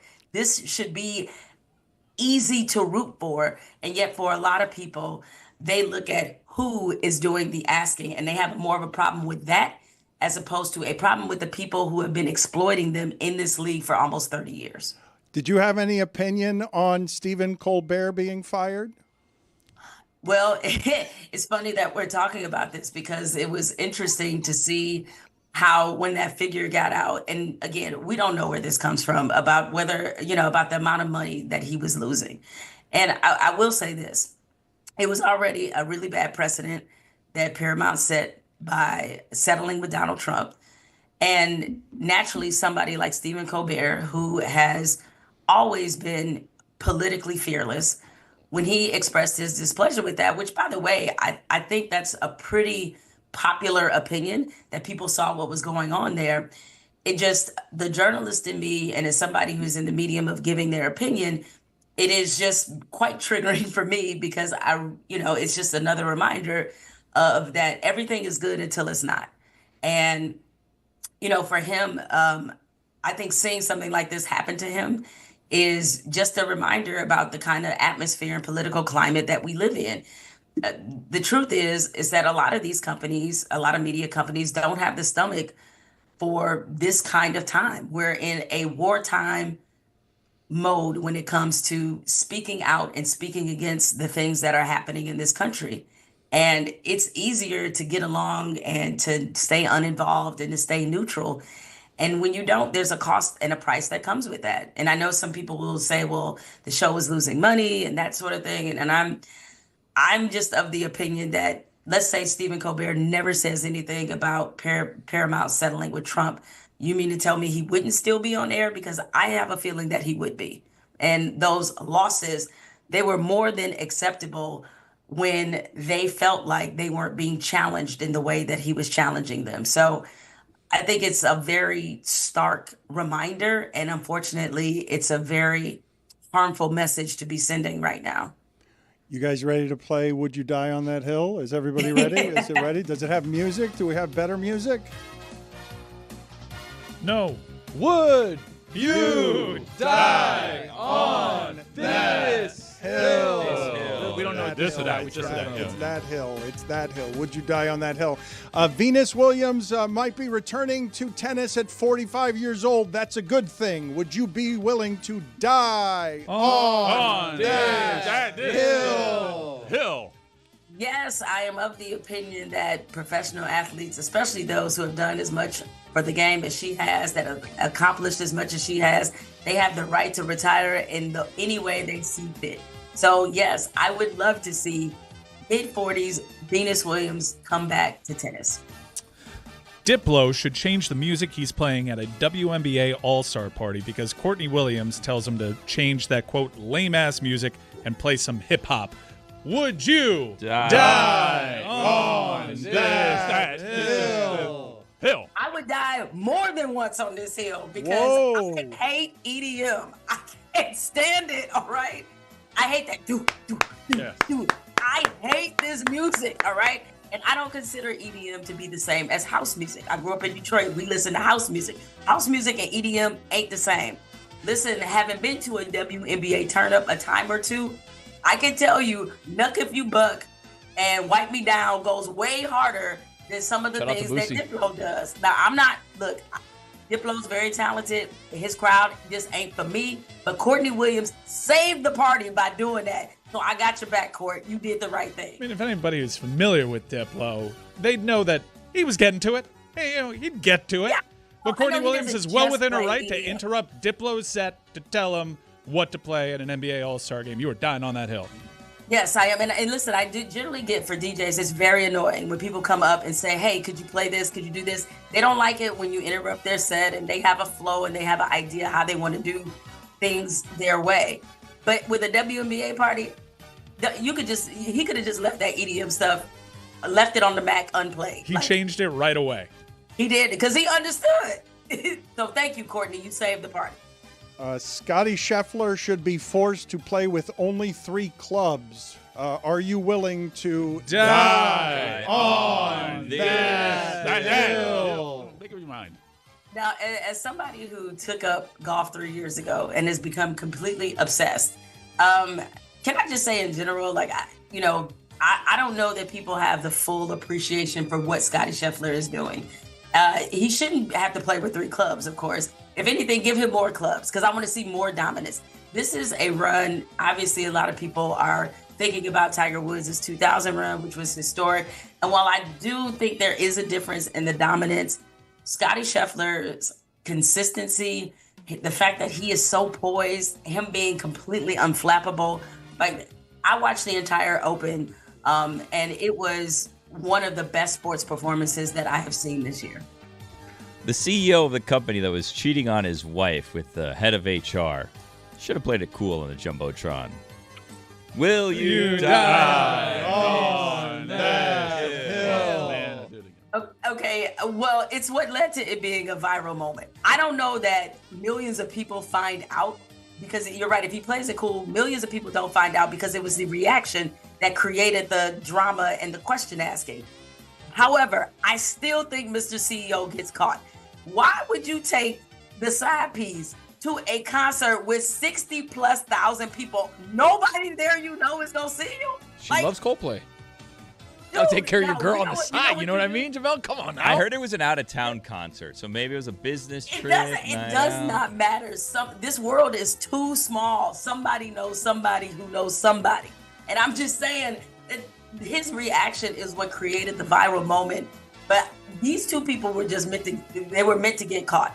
And so I think regardless, somebody goes back, tells the wife or tells their spouses what's going on. They get caught regardless, but now they are the butt of a national joke because of the reaction. I would like the audience to get clever and tell me what band names would be better, given what that viral moment was, to describe what it is that you're watching when you're watching lives being ruined, than Coldplay. It's not a great name for the situation, but it's not a bad one either. Give me some better ones. Cheap Trick? A band. Yes. Give me some better nominations there. Tony, what do you got for Jamel? Jamel, speakerphone in public. Talking on the phone, speakerphone in public is never the move, ever. Are you going to die on this hill? Yes, I will die on this hill. There's a particular post office that I go to, and every single time I come in there, somebody is on their speakerphone having a full-on conversation, inviting me into their life in ways I did not ask for. The conversation is never, hey, honey, can you pick up some eggs? The conversation is always so utterly ridiculous. Like last time I was in this particular post office, I had to hear about an entire weekend confrontation that happened because somebody got slapped over something, and it was just like, okay, hold on, I'm in your world. Hold on, no, somebody got slapped. We got to figure out why. So I'd be leaning in a little bit longer, like, oh, what'd she say? Watching. Yeah, I mean, it was whatever it was quite contentious, and it was over somebody telling somebody something about somebody's child that they shouldn't have been telling them. I was like, okay, I don't need to know all of this. So people, please, for the love of God, use your headphones. I don't need to hear all your business, and certainly the people that walk down the street with their beats spill on, like I don't need to know that about the somebody. JBL speaker playing Fetty Wap. You don't like that? I mean, I like Fetty Wap. 1738. I just don't need to hear it out loud in environments where I'm not expecting to have loud music. Like if we're at a pool, if we're at a beach, yes. But yo, I'm just trying to come in here and retrieve the items out of my post office box. I don't need to hear the soundtrack of your life. Real quick though, Dan, I will say this. You talk about what would have been an acceptable band to be caught cheating to. I would say Earth, Wind, and Fire, especially if they were playing or singing Reasons, because that's a cheating song. I will not watch movies with limited interruptions. I will not stream movies with limited interruptions. Are you willing to die on that hill? Who just walked behind you? Is that an exterminator? Somebody just went. That's my husband. Oh, I didn't. Well, Exterminator. He looked like he was holding like a. He looked like he was holding like a scuba tank or something that he would spray the house with. That's anyway. Limited interruptions on a streamed movie. Are you willing to die on that hill? Yes, I will. I will watch one if it's good enough. If they got me in with the previews, I will die on the hill of watching it with limited interruptions. Will you watch a Netflix movie that does not? I will not watch a Netflix movie that does not have a trailer to it. That's missing the trailer. Are you willing to die on that hill? I never watch the trailers on Netflix. I gotta be honest, I don't. Like, I mean, I just kind of look at the movies based off the poster. If the poster looks good, I'm like, all right, I'll watch it. I don't really need to see the trailer. Last thing then, July 27th, I learned the other day, is National Chicken Fingers Day. I learned this from Snoop Dogg. There has never been anyone to go from a murder trial to a commercial career like Snoop Dogg. Are you willing to die on that hill? I am, although the closest I can think of in the sports world is Ray Lewis. To go from being accused of murder to suddenly becoming a ambassador and the face of the league, and to be somebody who, he was in all the Under Armour commercials, and be considered, and generally now, and I'm making no judgment on this character, to be considered by most as a good guy. It was probably the biggest turnaround I've ever seen, other than Snoop, is probably Ray Lewis. Jamel, nice to see you. I will tell everybody here that you should check out all her work. Spolitics is the podcast that she has, and It's Jamel Hill is the YouTube handle. Nice seeing you, Jamel, as always. Thank you for stopping by. All right, and I'll tell my husband that you thought that he was an exterminator. He's going to love that. Text me what it is he was holding in his left hand, because it looked like a looked like a canister of some sort. Good Dan to see called you. it a scuba tank. I thought he was fumigating. I'm sorry. See you later. Okay. Bye. Did you guys see any of the details reported over the weekend on Lloyd Howell, who resigned from the Players Union? The details on the story. I texted Pablo and Dominique. I'm like, on site with him. Did Lloyd Howell resign because of what? This was before I read the most recent reporting.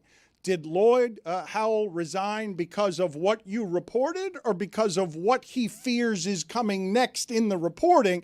Because they stood pretty strong the first few days on he's not resigning, we're rallying around him, and now they're having just total leadership turnover. It's not just him.